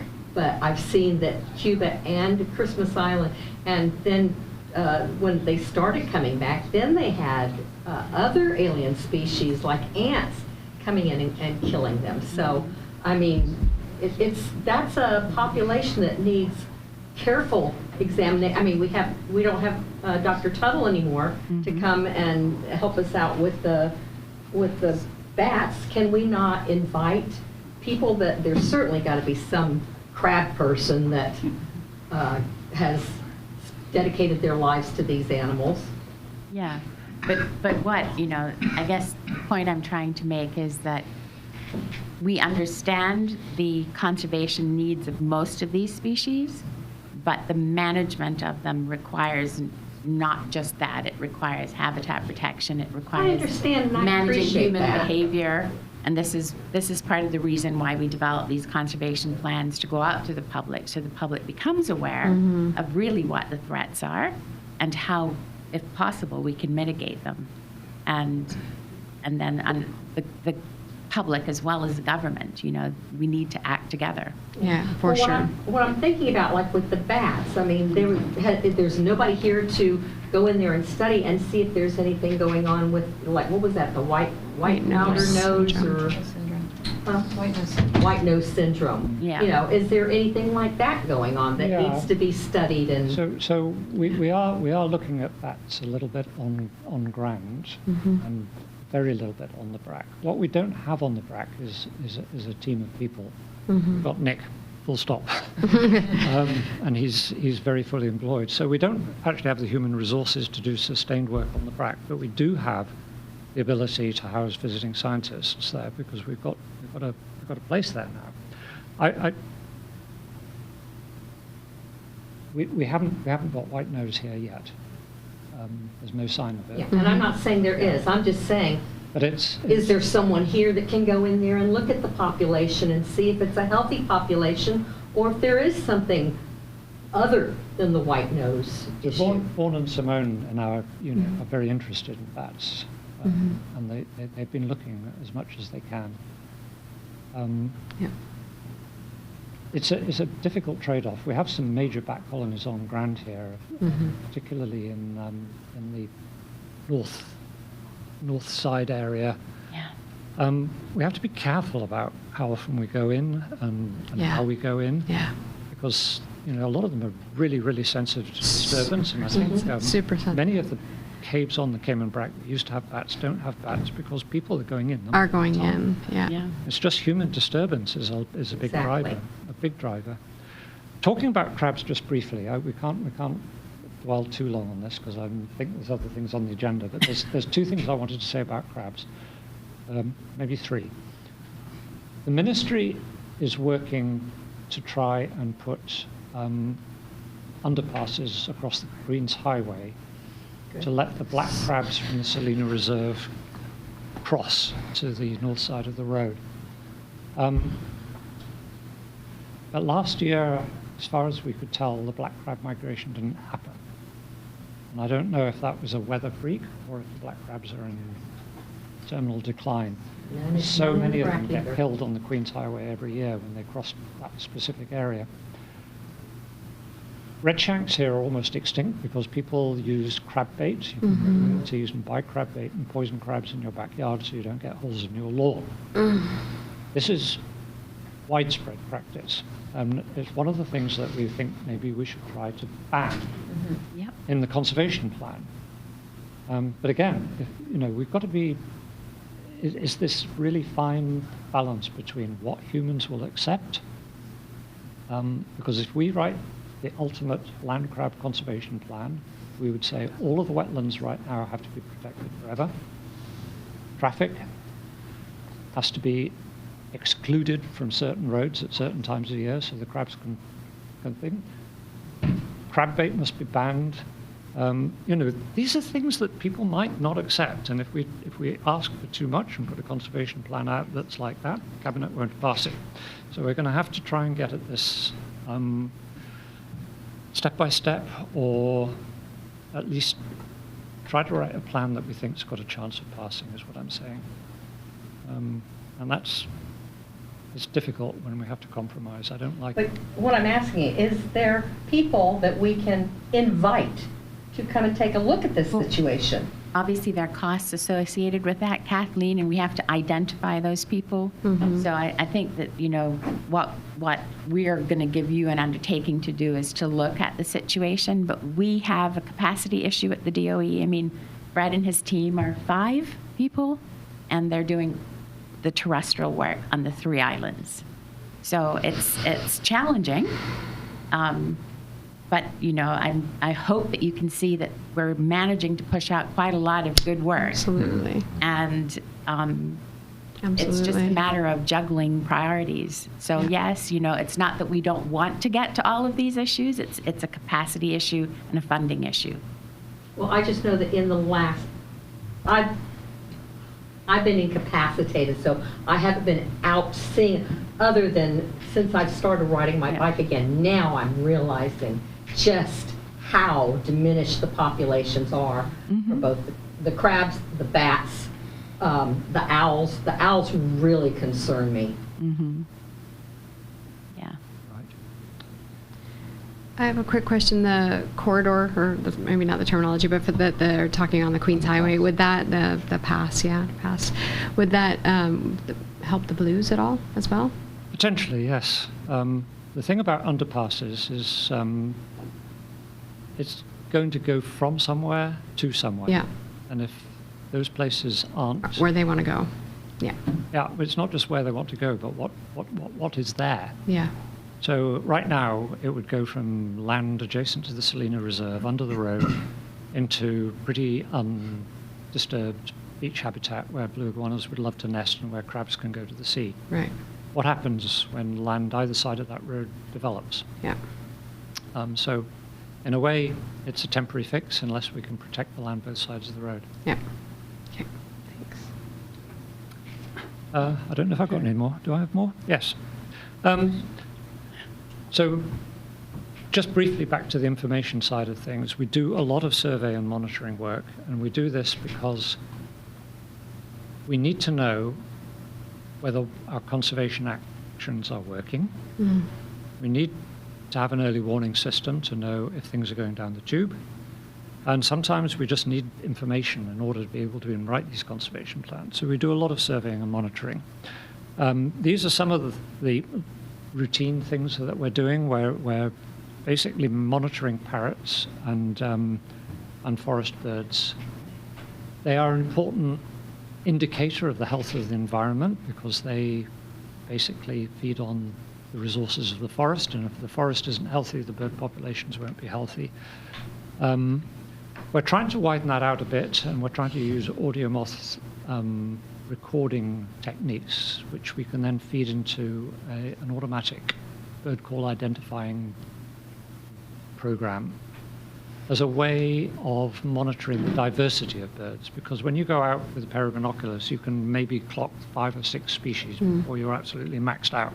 But if you have a recorder out there for weeks on end, listening to bird songs at the appropriate times of day, and then you feed that into a machine that can tell you, I heard 5 whistling ducks and 4 white-winged doves and this in this time period, then you start to get statistics about a huge output of effort that we can monitor over time and say things are getting worse or things are getting better or things are staying the same.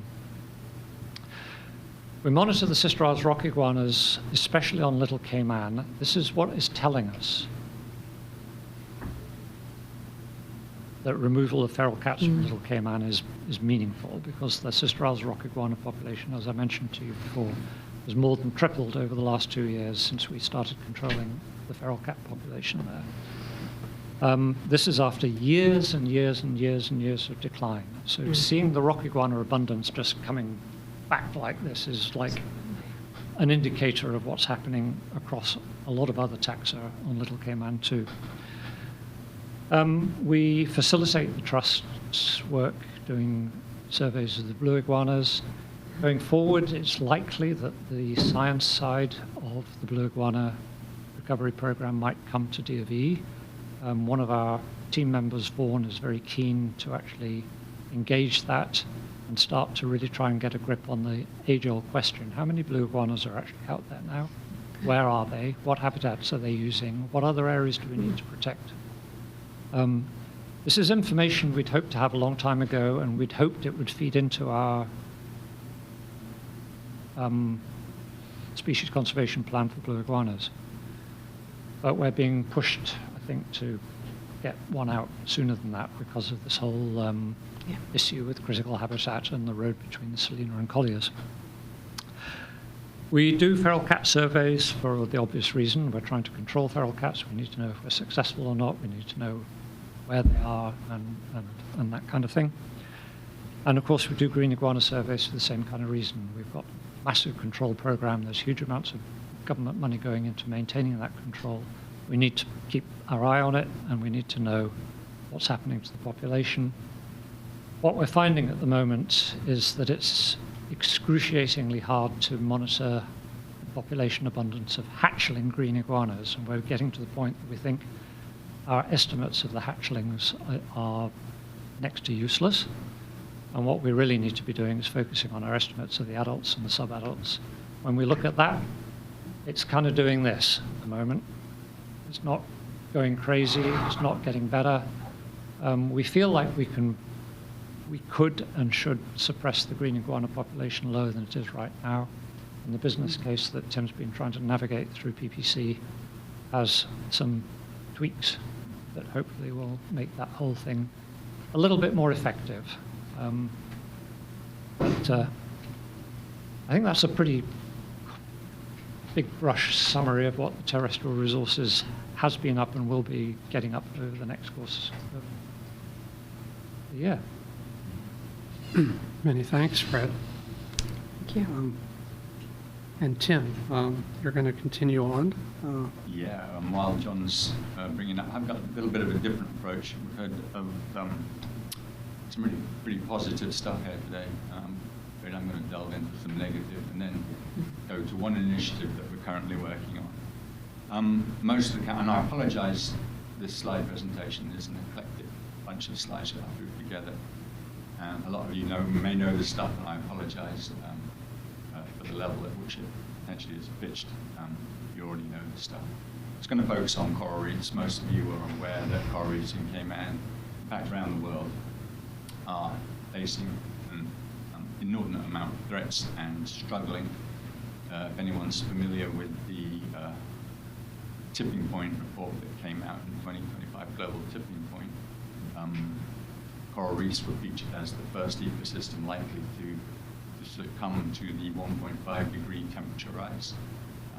Currently we're, I think, 1.4, we're very, very close to that, and we're already seeing severe signs in Cayman and around the Caribbean. Some of the main threats, you know, all the stuff, I'm sure, climate change being at the moment the number one. We've just come through 3 seasons of terrible coral bleaching. Obviously visible destruction from storms and also from destruction through boat groundings, anchor damage, just general overuse, fishing and destructive fishing practices that have taken their toll over the past. Nutrient wastewater runoff is something that we've long recognized as a problem. Corals need very, very low nutrients in the water. Anything higher, then they get out-competed by much more rapidly growing algae. We're hoping to look at that actually in future with the Blue Belt program. We're going to be looking at water quality issues around the island. That's a one to watch. Pollution, of course, is a problem. Eutrophication actually linked to the nutrient, the wastewater runoff. And then more recently, invasive species. The lionfish was arrived in Cayman, and we have a successful culling program that's going. And then, of course, coral diseases traveling throughout the Caribbean. 2020, the stony coral tissue loss disease showed up in Cayman, and subsequently has now just recently reached Little Cayman. Cayman graduate. That was a bit of a shame. And then, of course, ocean acidification is something that we really don't know what the long-term implications are. But since a lot of marine species depend on calcium carbonate for their skeletons, an acidic ocean doesn't bode well. John, if you want to hit on. So I mentioned the bleaching. This is just the NOAA data for the sea surface temperature for the Cayman Islands. You can see those, sorry, it's rather far away, but basically that's the daily temperature going all the way back to, I think, 1980s. That blue line at the top is the limit, the thermal tolerance limit for corals in Cayman. Anytime the temperature surpasses above that for an extended period of time, we get coral bleaching. And just to give you the dotted lines at the bottom, the bottom line is we start to see bleaching, and then the second dotted line rising up is in fact the 8 degrees heating week. So at 8 degrees you get a lot of bleaching. And you can see that those 3 lines that have passed that, the red one in 2023 nearly hit 20 degree heating weeks. And that was, we saw a massive amount of coral bleaching and had this really massive impact on the corals. And then again in 2024, and now 2025 is the one in the middle, the black line that hasn't quite reached. It's coming down again now. We've passed the peak. But really, coral bleaching is taking its toll on the reefs. John, I think if you want to go on, I think I've got some pictures. Most of you get in the water, I'm sure you see this. There's a reef in spots. All that white is coral that is bleached as a result of that. And if you want to carry on again, John B. So we have a long-term monitoring program that we've been running, and this is pretty much the story for the rest of the Caribbean as well. The natural history of the Cayman Islands, the biogeography book had some surveys that put shallow reef coral cover at 29% and the deeper reef at 33%. When Croy and I started the monitoring in 1997 on Grand Cayman, if you pulled all of our 16 sites, coral cover was at 25% by then. We just completed Grand Cayman 2025, but I don't know the results yet. But last year, the coral, because of the bleaching and the stony coral tissue loss disease, general coral cover in Cayman is now 6 to 8%. And Little Cayman correspondingly had a catastrophic drop. They're a bit better. They're at 11% on average. But bear in mind that was a fall from 20%. So it really is a thing. And those graphs just show you one of our sites. You know, we started up in the 30s. I can't read this, I don't have my glasses, but we're down to 7, and that's the picture. So we take pictures of the reef every year, the same exact picture. And the top picture, very large coral covers. By the time there's literally no coral in the picture, and this has been going out across the whole island. John, if you want to move on.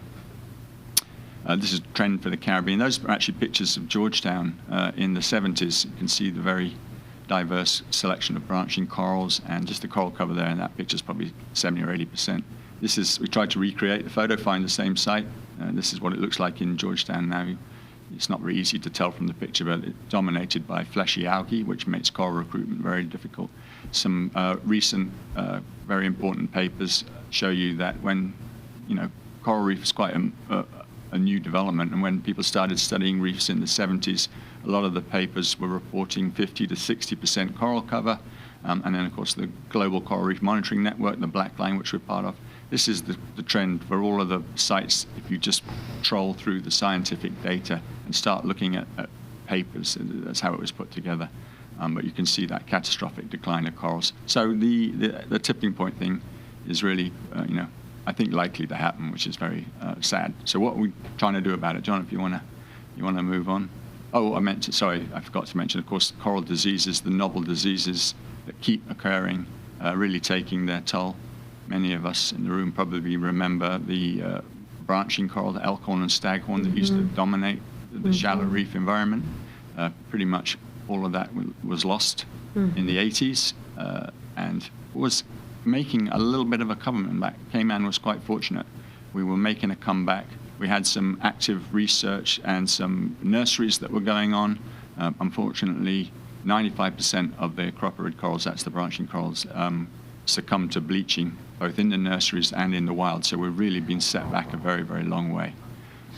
John, if you want to move on. Again, of course, the introduction of stony coral tissue loss disease, which was first discovered in Florida in 2014, made its way around the Caribbean. This disease is particularly unique because it affects, 90% of the corals on the reef rather than, others which tend to be specific to the species. This disease affected a lot of the corals and very, very rapidly destroys them. And so it's now likely burned through. It's very hard to find it on the reef now, but it's taken its toll. And the corals that are left probably are showing some form of resilience, we're hoping, because that's part of our approach, which I'm about to explain to you now.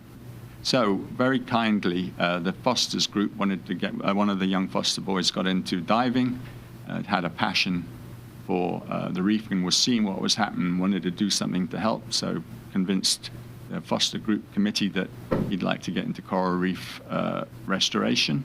Obviously, I mentioned that the in situ sites that had all succumbed to bleaching, so there's been a rapid change in the focus. This is largely driven by Florida, but there's an effort to get as much coral as they can into aquariums to safeguard that coral, to ensure they keep, genetics, they keep genetic diversity, so that at some point, when we understand better, or the environment outside is ready for a restoration, we will have the materials needed. So there's cryopreservation, freezing corals.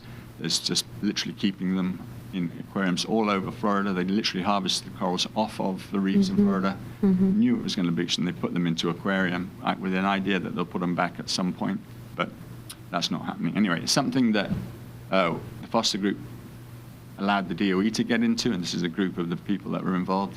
Some of you see some familiar faces there.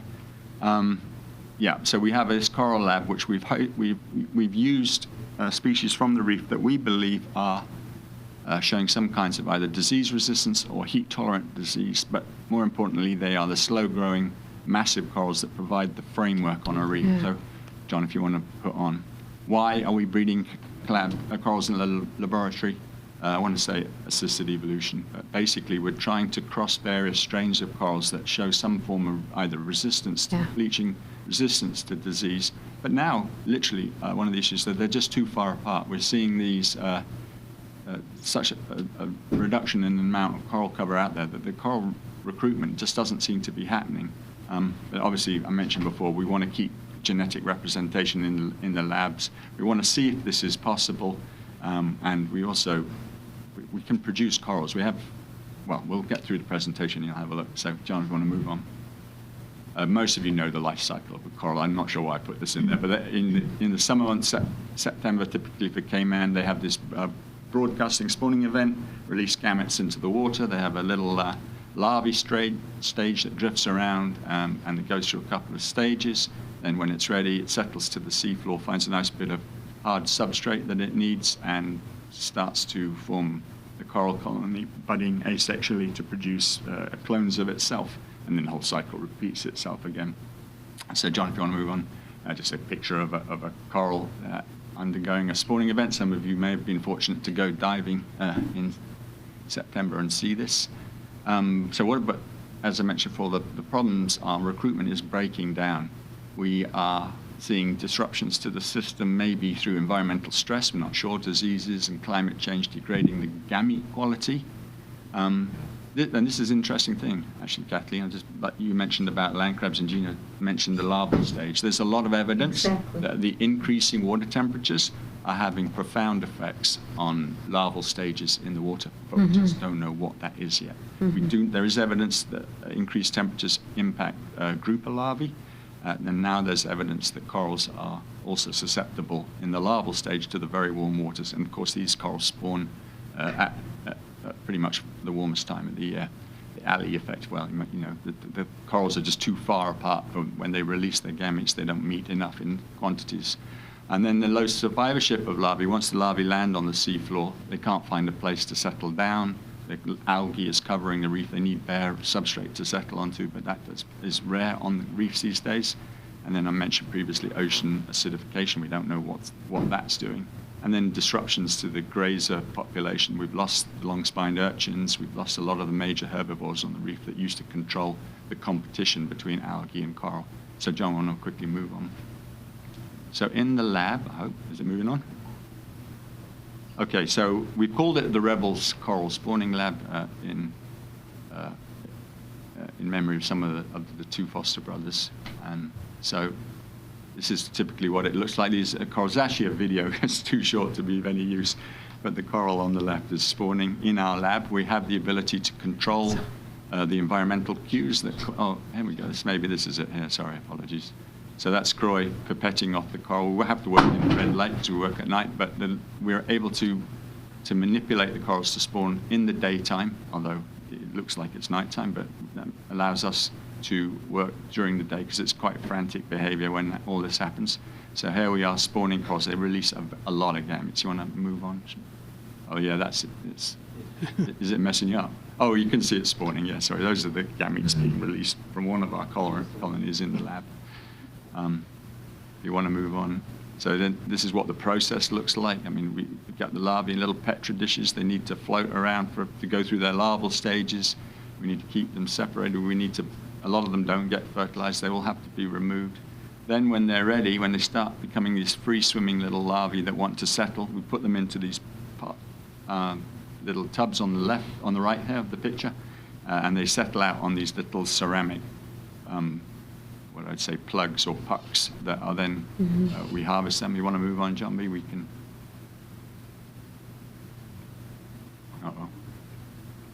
Okay, so we've had quite a bit of success where we've got our first spawning and settlement. We started in September 2024, which was great. I don't know if you can't, this doesn't do it justice, but that puck is only probably about that large, maybe about 2 or 3 centimeters across. The coral polyps, when they settle out, are virtually invisible. We have to put everything under a microscope. But by November 2024, you can see they were starting to take on their symbiotic zooxanthellae, which we have to bring in because we do a lot of filtering of the water and we sterilize the water, so there's not a lot of dinoflagellates in it. So we have to bring in coral colonies to try to help populate them. And hopefully we're giving them the right kind of resistant zooxanthellae as well. By January, the polyps are visible without magnification. And then by May 2025, we were back recruiting some other corals. You want to move on, John B? I think, yeah, so just a summary of the achievements now. I've really gone and done it. I can't read that, but anyway. we have spawned Orbicella annularis, which is the very big coral that you see on the reef, very common low brain coral. We've also managed to do Pseudoploria strigosa, another symmetrical brain coral, in September. And we've also able to do Orbicella faviolata, which is the mountainous brain coral. And these are all highly important coral, massive coral species that were the framework producers on the reef that we don't see anymore. Anyone going diving will see there are corals that are doing rather well, the Porites and the mustard corals, the small ones, but they don't get big. These corals, importantly, get very, very large, although they're slow growing. And John, I think I have one more, maybe. Oh no, it's just a picture of what the coral looked like. So that's it on the left. And then now it's starting to bud and it's looking it's looking promising. So right now we have about 2,000 corals in the lab that are ready to, they could be put out on the reef. But there is a next stage that the American teams are working on, which is to put them into raceways for 2 to 3 years to grow them to a larger coral, such that survivorship is even more spectacular. So I don't know if I'm jinxing this, but I think we're very close to securing EPF funding to match the Foster's donation contribution and to have a outdoor raceway which these corals will go into and hopefully grow larger, and we're going to continue to spawn more corals. And John, I think the last slide just shows you some of the other species that we're interested in. The pillar coral, which is an amazing species, functionally extinct more or less in Florida now. Cayman was fortunate to have quite a few colonies suffered really badly from stony coral tissue loss disease. But we have plans to work with that, and in fact we've got a couple of those sent up to Florida because they're trying to do some more regional crosses of material. At the moment we're just crossing local, but they want to cross regional. They're running into some permitting issues with the US because once the corals, they manage to spawn them, but then the US won't let them put them out on the reef for odd reasons, but I think they'll get over that shortly. But yeah, these are the species we hope to work with in future. But yeah, so this is the way I think coral restoration is going. Unfortunately, no longer is it the in situ coral nurseries, but it's going to be all done ex situ and through manipulation of various characteristics of corals to make them more resilient. But obviously, we're not doing this on a scale that is going to make a difference yet. But what we are doing is proving the technology that it can be done, and then hopefully there'll be other organizations to take this on to a scale that will work for the Cayman Islands.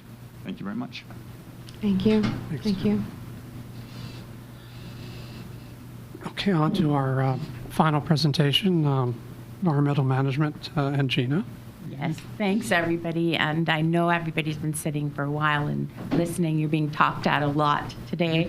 So I'm going to try to present the work that is done at the department that takes all of the scientific work that you have just heard about and tries to incorporate that into recommendations for mitigation of projects, etc. And it all centers around our Section 41 consultation provisions in the National Conservation Act. Next slide, John B.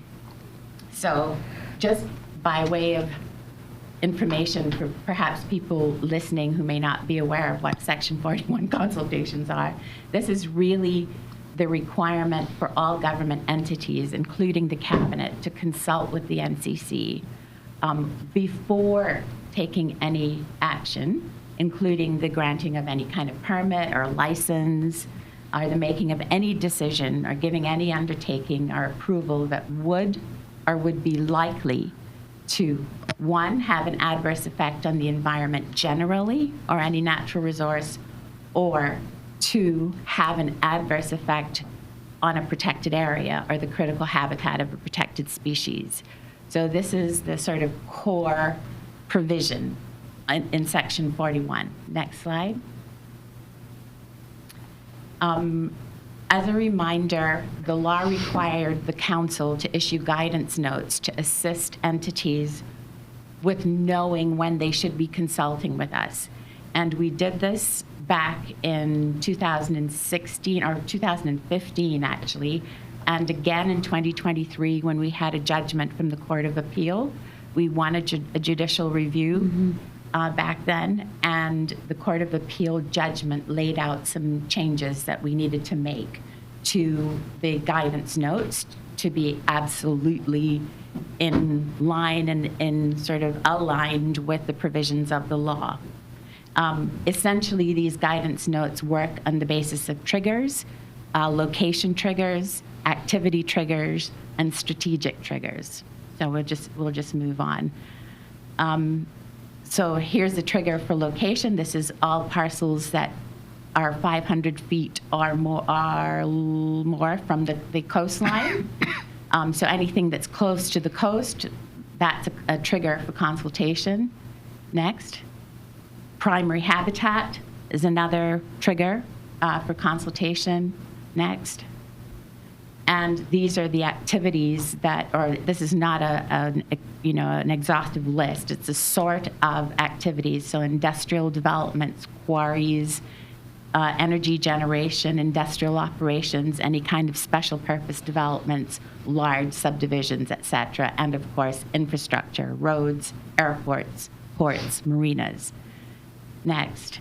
And finally, the third trigger is strategic. So whenever another government entity is putting together a plan that could potentially have a knock-on effect on environmental resources, they're also required to consult with us. So tourism plans, transportation plans, development plans, infrastructure plans, even the acquisition, sale, and disposal of Crown land, and emergency response planning we get consulted on.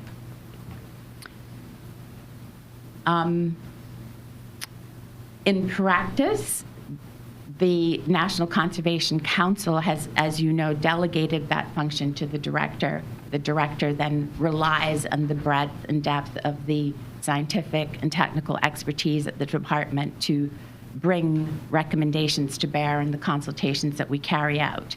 So in practice, we're looking at reviewing and assessing coastal works applications for cabinet, planning applications for the Central Planning Authority and the Development Control Board and the BRAC.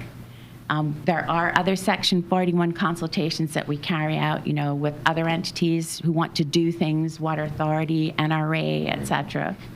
And then we are increasingly being asked by developers pre-submission of applications to have discussions with them so that they can understand what some of our concerns might be in relation to their proposals so that they can tweak plans before they go in. Mm-hmm. And we like to try to encourage this because it's obviously much more efficient than trying to come after the fact and insert recommendations typically, or even if we have the authority, if it's a protected area or the critical habitat of a protected species, to direct perhaps mitigation measures. So as I mentioned, the council has delegated this function to me, or anybody in my role, and in practice, we draw on the expertise, the breadth of the expertise in the department. So the department has a technical review committee that meets every Tuesday morning to consider any Section 41 consultations that we get in. I chair the committee. Tim, as the Deputy Director, Research and Assessment, is there. Brad and managers of the Terrestrial Resources Unit. Loren Dombowski, who is the manager of the Environmental Management Unit. And it is the Environmental Management Unit that pulls all of this information together, composes all of the recommendations that we put forward, whether that's to Cabinet or to the Central Planning Authority. They, too, are not a huge team. It's basically Loren and a senior environmental assessment officer, Jerica Campbell, and then 4 officers with a range of expertise, including engineering. We're very fortunate to have hired a young man who has civil engineering experience, and of course we have a compliance component to that.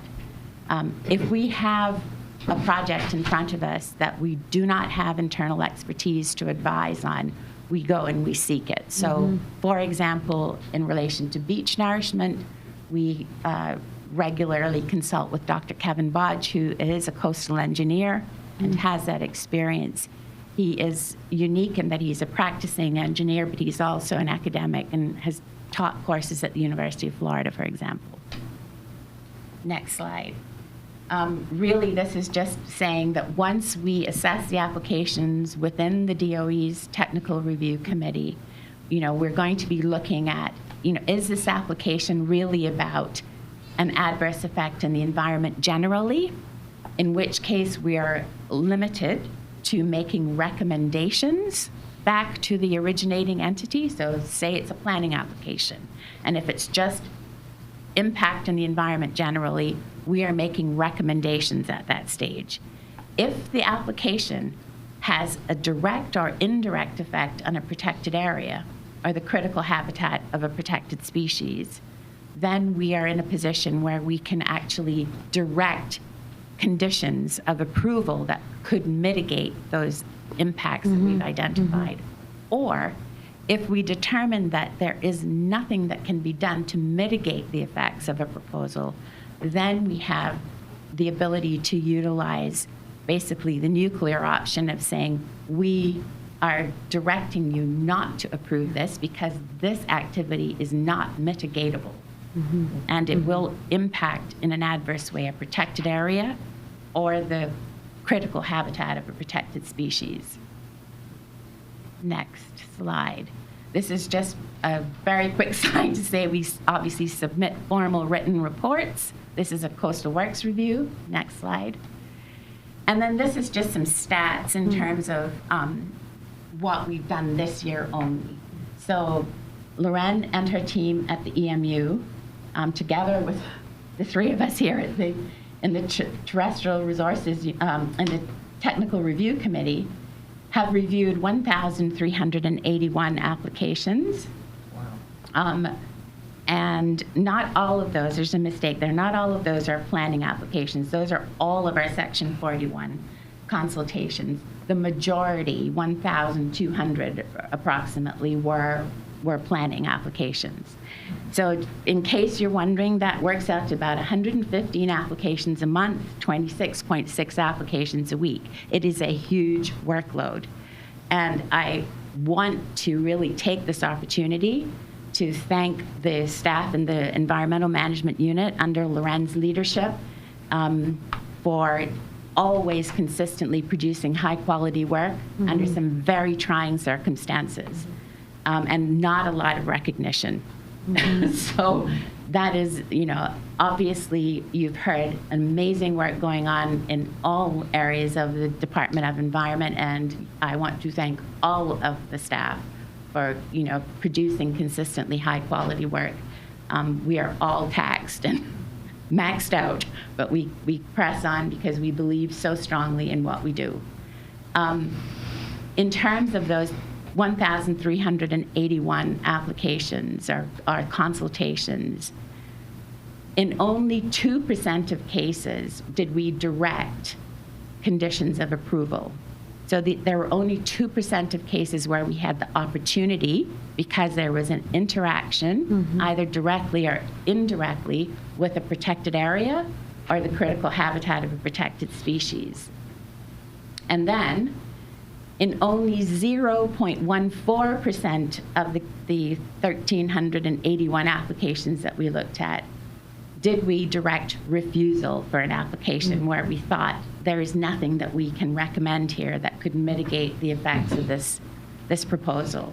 So that was literally for 2 applications. We directed refusal twice. So I don't know if anybody has any questions about that particular slide. It looked like you might have, Chair. I just wondered how that statistic could be interpreted as holding up development. Yeah.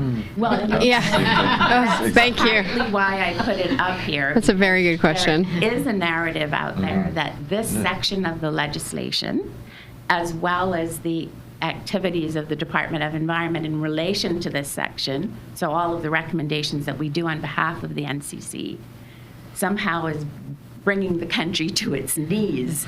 And I mean, the data just don't support it. Yeah. When you look at the stats, but also I think if you look around, if you live in Cayman, does it feel like we are, limiting in any way the development here? So not enough. Yeah. Also, we are not asking people to, reach to the ends of the earth in order to meet these mitigation measures that we're proposing. Like the most common directions that we give are, if you're building near the coast, please stockpile all of your material, all of your debris, at least 75 feet from the mean high water mark. Not a really big ask. And if you're building something on the coast, then you need to shield your construction. If you're using that polystyrene spray facing, then you need to put a net around it and ensure that it doesn't get back in the marine environment or even in the terrestrial environment is not a good thing. And the other thing that we do, and which is a very practical measure from a conservation perspective where we're seeing huge benefits, is turtle-friendly lighting recommendations on applications that are within critical habitat or in turtle nesting beaches. Next slide. So I just wanted to say briefly a little bit about the artificial light and the turtle-friendly lighting solution. So I think everybody knows that artificial light affects both adult sea turtles and hatchling sea turtles. So adults struggle to get back to the ocean in artificial light, and hatchlings become misoriented or disoriented by artificial light because they're looking for the brightest light on the horizon. And when that is not the moon and the sea, but a light on land of a particular wavelength, and is particularly in this sort of white visible spectrum light, this is a problem for hatchling turtles. The solution, well, it's a problem. This is a problem of baby turtles moving back inland, and then this is the result where we find them crushed in roads, etc. This is an adult turtle who's aborted a nesting attempt because of disturbance, human disturbance, light and other disturbance. So the solution is turtle-friendly lighting, which is light that is seen as red and ambers in the light spectrum. It is much higher in wavelength. So the light that's causing concern is around 350, 360 nanometers. This orangey amber colored is around 580 nanometers, and other people have done the work to establish this. There's a lot of this going on in Florida, and we've basically picked up a program and tried to implement it here. So far, we have retrofitted with EPF money and properties contributing to the installation. 38 properties overall, 35 on Grand Cayman, 2 on Little Cayman, and 1 on Cayman Brac. I want to point out that 13 of the 35 applications that we retrofitted, our properties that we retrofitted, were requirements through the planning process. And that's the connection I'm trying to make here, is the connection between the work that we're doing in the field, monitoring our turtle nesting, looking at percentage, misorientation, et cetera, and then the recommendations that come forward out of our technical review committee that are put together by our environmental management unit, and they go off then to planning. We're actually seeing practical examples of conservation success for turtles in this case, but there are other examples I could point to, but I just wanted to try to make the connection between all of the work that Fred's and Tim were talking about, all the amazing work that happens in the scientific units, and the way that we draw that into the recommendations that we make through the Section 41 process, which, by the way, is the only legal provision that the country has of actually putting sustainability into action. There is no other legal requirement in the country. So it is an important part of our law, and it seems to be the part that is always under attack. So I just want to remind people about that. We also have an expression of interest from 68 other properties to continue with turtle-friendly lighting, 2 more in the Brac, 12 more in Little Cayman, which will be good news again for our World Heritage Site nomination process, and 54 more on Grand Cayman. Good. And finally, to just make a plug about environmental impact assessments, which I think they also get a very bad rap. And just reminding people that, these assessments do not make decisions. They are decision-making tools to help people when they're decision makers, when they're contemplating complex projects that might have a variety of impacts that are not easily quantifiable, may be unknown, so that we can either affect the design of the project, as we did for this port project, this was a big EIA that was carried out in the port project several years ago.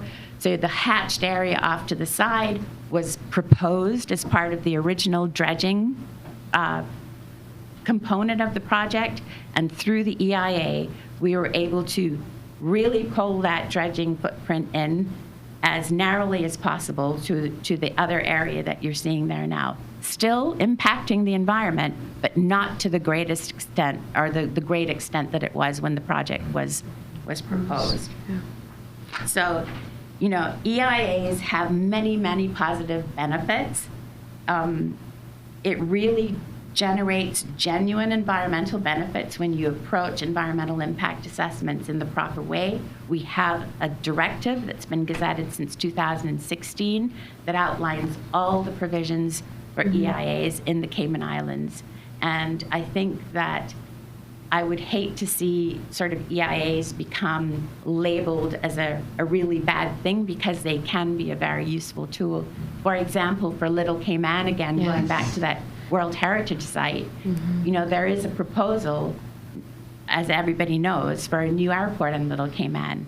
That needs really robust assessment, because if we are going for World Heritage Site, we're going to have to show that we have robust, world-class processes in place to assess these effects. 100%. And an EIA is a universally accepted tool for getting to some of these answers. It also involves public consultation, which is a good thing. It provides, you know, much better evidence base for decision making, and it can improve project design. So maximizing transparency and accountability, I think, is also a really important part of the EIA process here. Next. That's it. I'm done.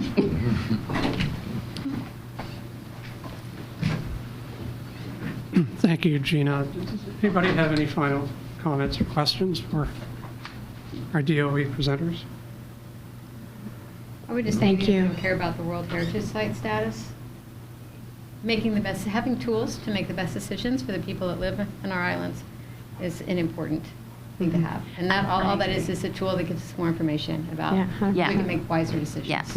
But I mean, I think that, you know, in relation to the World Heritage Site and the way that sort of interacts with everything the council's trying to do, DOE's doing, it is about if you have world-class aspirations, like listing Little Cayman as a World Heritage Site, then you must have world-class processes that underpin that.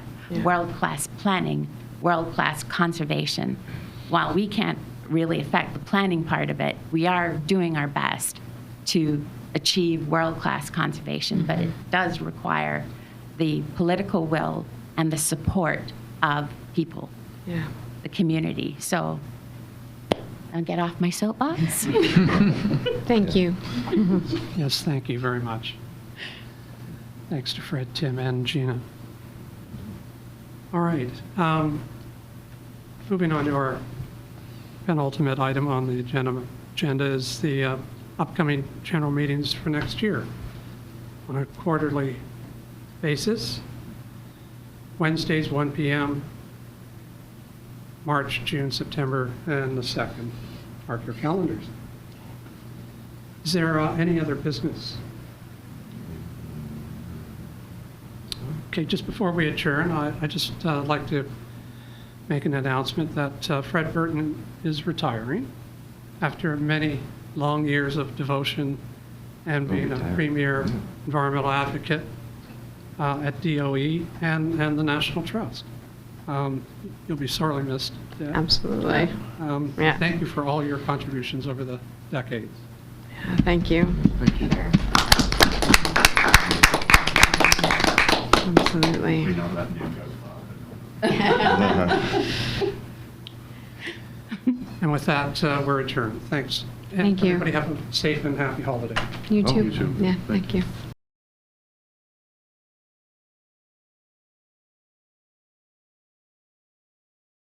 Our climate is changing, and so is Cayman. Stronger and more frequent hurricanes, longer periods of drought, Sea level rise and higher temperatures are already impacting our communities, livelihoods, and our security. While we alone can't prevent the changing climate or natural disasters, we can act locally to minimize the impact to our communities. If we take nature into account before we act, we can harness nature's benefits and reduce the devastation caused by natural disasters. Cayman is partnering with the UK government to identify solutions to reduce the risks of flooding from storms, improve the ability of our lands and seas to bounce back after disasters and make them healthier, and to use the strength of nature to fortify the coastline and protect the landscape around our homes. We are nurtured by nature, because when we put nature front and center, nature can provide the solutions.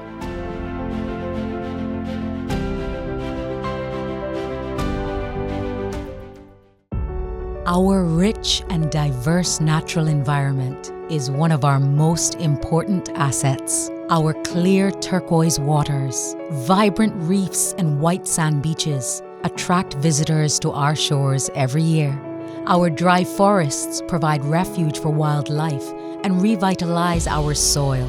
But our islands provide us with so much more than that. These same natural assets can also protect us from disasters. Strong coral reefs are our first line of defense against intense storm waves. Healthy seagrass beds and mangrove forests slow down powerful waves, protect the coast, and provide a nursery for the sea creatures we depend on. Native coastal plants, like mangroves and sea grape trees, fortify our coastline and reduce the risk of erosion and flooding from storms, while our native forests stimulate our rain cycles and help to control inland flooding. From ridge to reef, we are nurtured by nature. Stop, take a picture, breathe it all in. Our incredible Cayman Islands are home to everything we love. We need to protect their natural bounty so they can continue to protect us. Cayman is partnering with the UK governments to better understand how nature can keep our communities safe and create new opportunities for jobs and livelihoods. Economic resilience requires environmental resilience.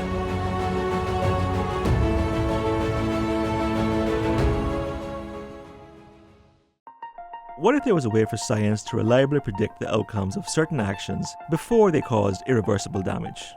Well, we can't quite do that, but we can come close with an EIA. It's understandable why an environmental impact assessment is often misunderstood to investigate only how a project will impact the environment. But an EIA is so much more than that.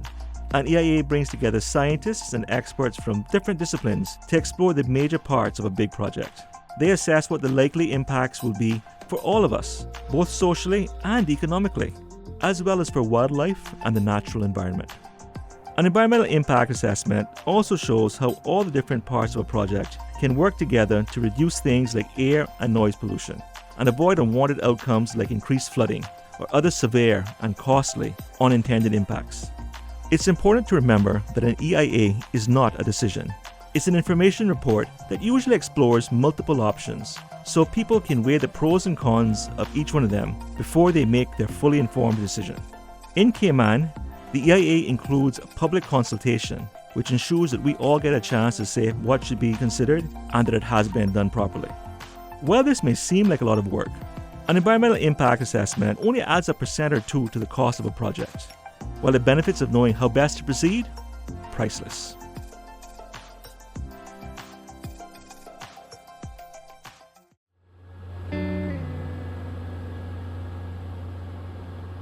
These small islands never had large mammal predators until we brought them here.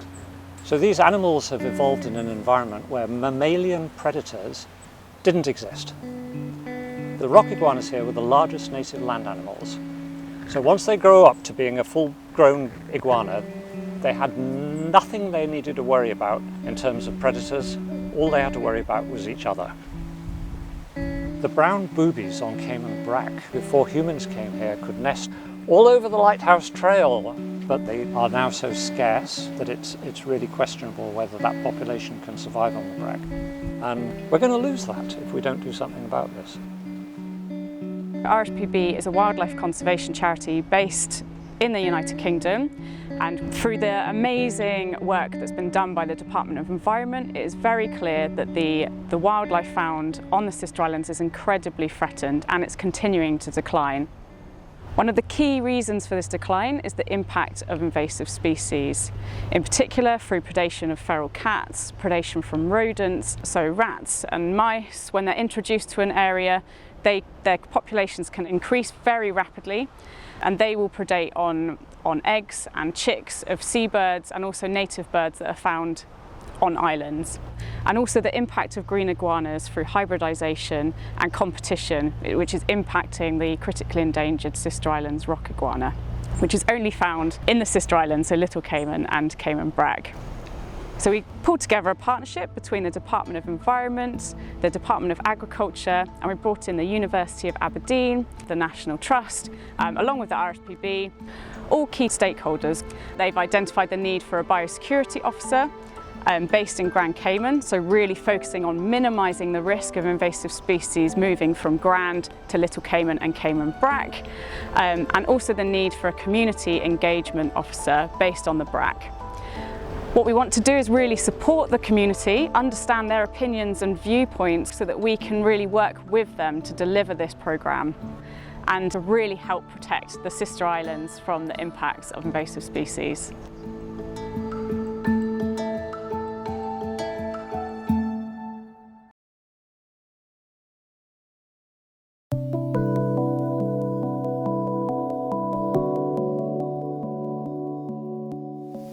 Hi, I'm Alex Flores with the National Trust. I'm the Community Engagement Officer for the Sister Islands. And this is Nick Ebanks, the Alien Species Control Officer with DOE. Hi, Nick. Hello. So today we're going to talk about predator control around the brown boobies. So in 1983, when monitoring began, I know we had about 117 nests. What numbers are we looking at now in Cayman Bragg? Right now we're looking at a very scary figure of 29 nesting pairs recorded in the last season. So it went from 170 to 29 in the space of about 45 years. So a very dramatic decline. So the Cayman Bragg booby birds are threatened and are at risk of becoming locally extinct. What are some reasons that this is happening? It's a number of contributing factors. The collection of booby eggs might have started the decline in boobies, but we see that really steep decline starting about 1980 or so. And that comes with other compounding effects, such as development and the introduction of invasive predatory animals. Feral cats, rodents predate on the fledglings or the chicks, or eat the eggs as well. On top of that, we do have a change to our climate and the warming of ocean waters. So that puts stresses on fish stocks, and that is their food. That is what they're feeding to the chicks and the fledglings. So without food, you won't have those fledglings get to breeding or independent age where they're able to function on their own.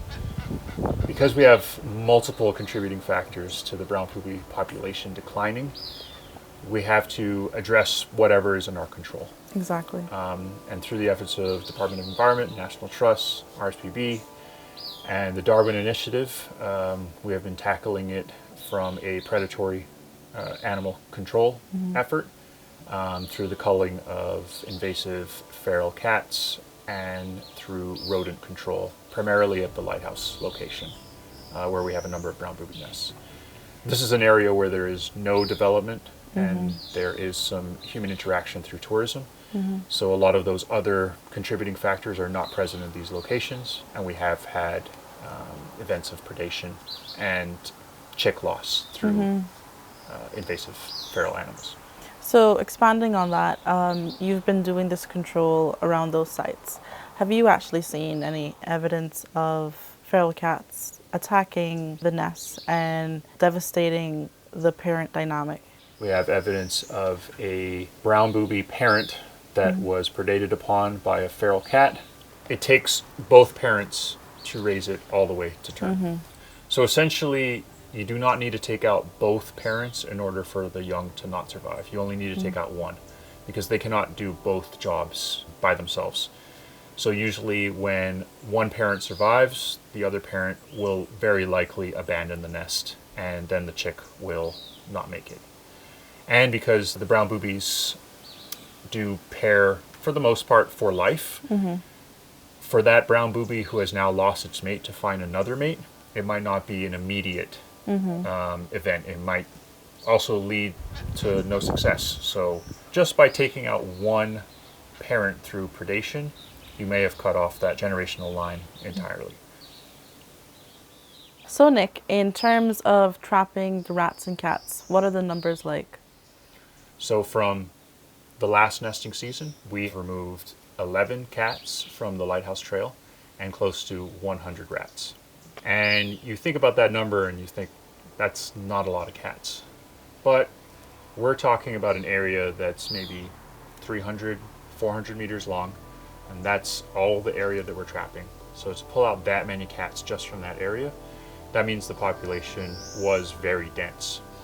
On top of that, the area that we are trapping is the most densely used area for the adult nesting brown booby birds. So to have that many cats in that one area, you can see by the numbers the pressure that such a quote-unquote small amount of cats is putting on the population there. In the 2021 and 2022 season, we had 25 nesting attempts, yet we only had 2 chicks fledge all the way to independence.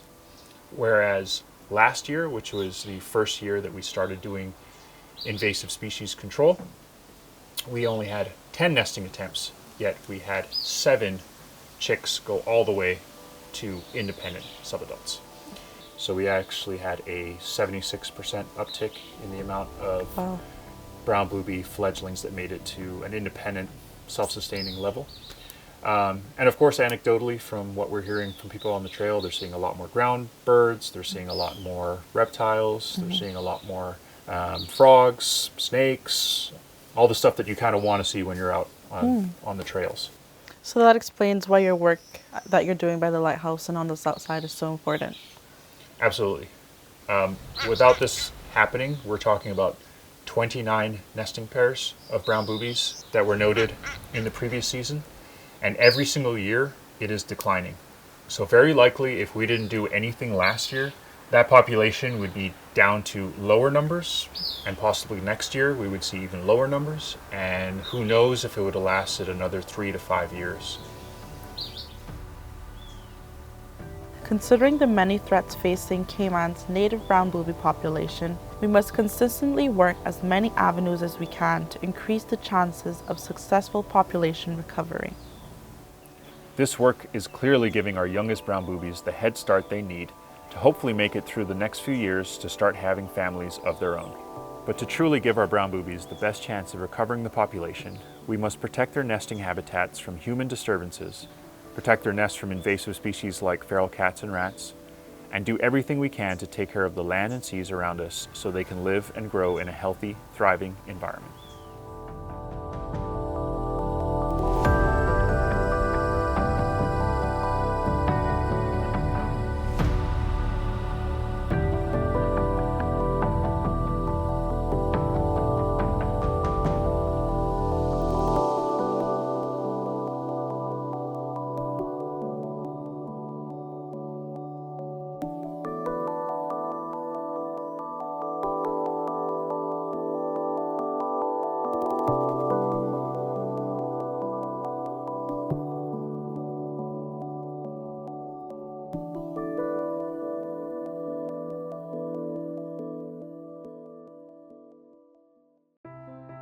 It is clear as day that since the DOE started doing this project, there is no doubt that there's been a positive impact. Everybody can see it. It's impossible not to notice that there are less feral cats running around and more iguanas. It's easy. Absolutely. There are more baby iguanas around. In fact, we have them again, which is very exciting for us. And they're all over the island. You see them everywhere. It's really nice. Since the cats have been removed, I've definitely seen more hatchlings and more other species in my yard, like curly-tailed lizards. I think almost immediately when you started to remove some of the feral cats from the ecosystem, I started to see things rebound. Many more baby iguanas, curly-tailed lizards, anoles, etc., even tree frogs. In years past, before you started, we would seldom see a little one a foot long. Very, very seldom. And now we see quite a few Sister Islands rock iguanas, the local indigenous species. So that's a fantastic thing for the island, where all the people that live here are very, very happy about that.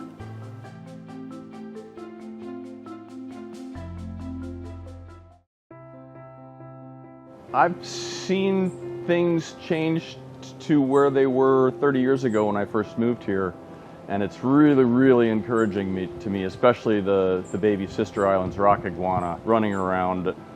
My late husband and I came here in 1973, and there were maybe 12 people, 10 natives and us. I've seen more baby iguanas after cats are removed, yes, definitely. I see it when I drive around. Yes, I see many young ones and things on the roadside, but I blow the horn and they listen, most of them.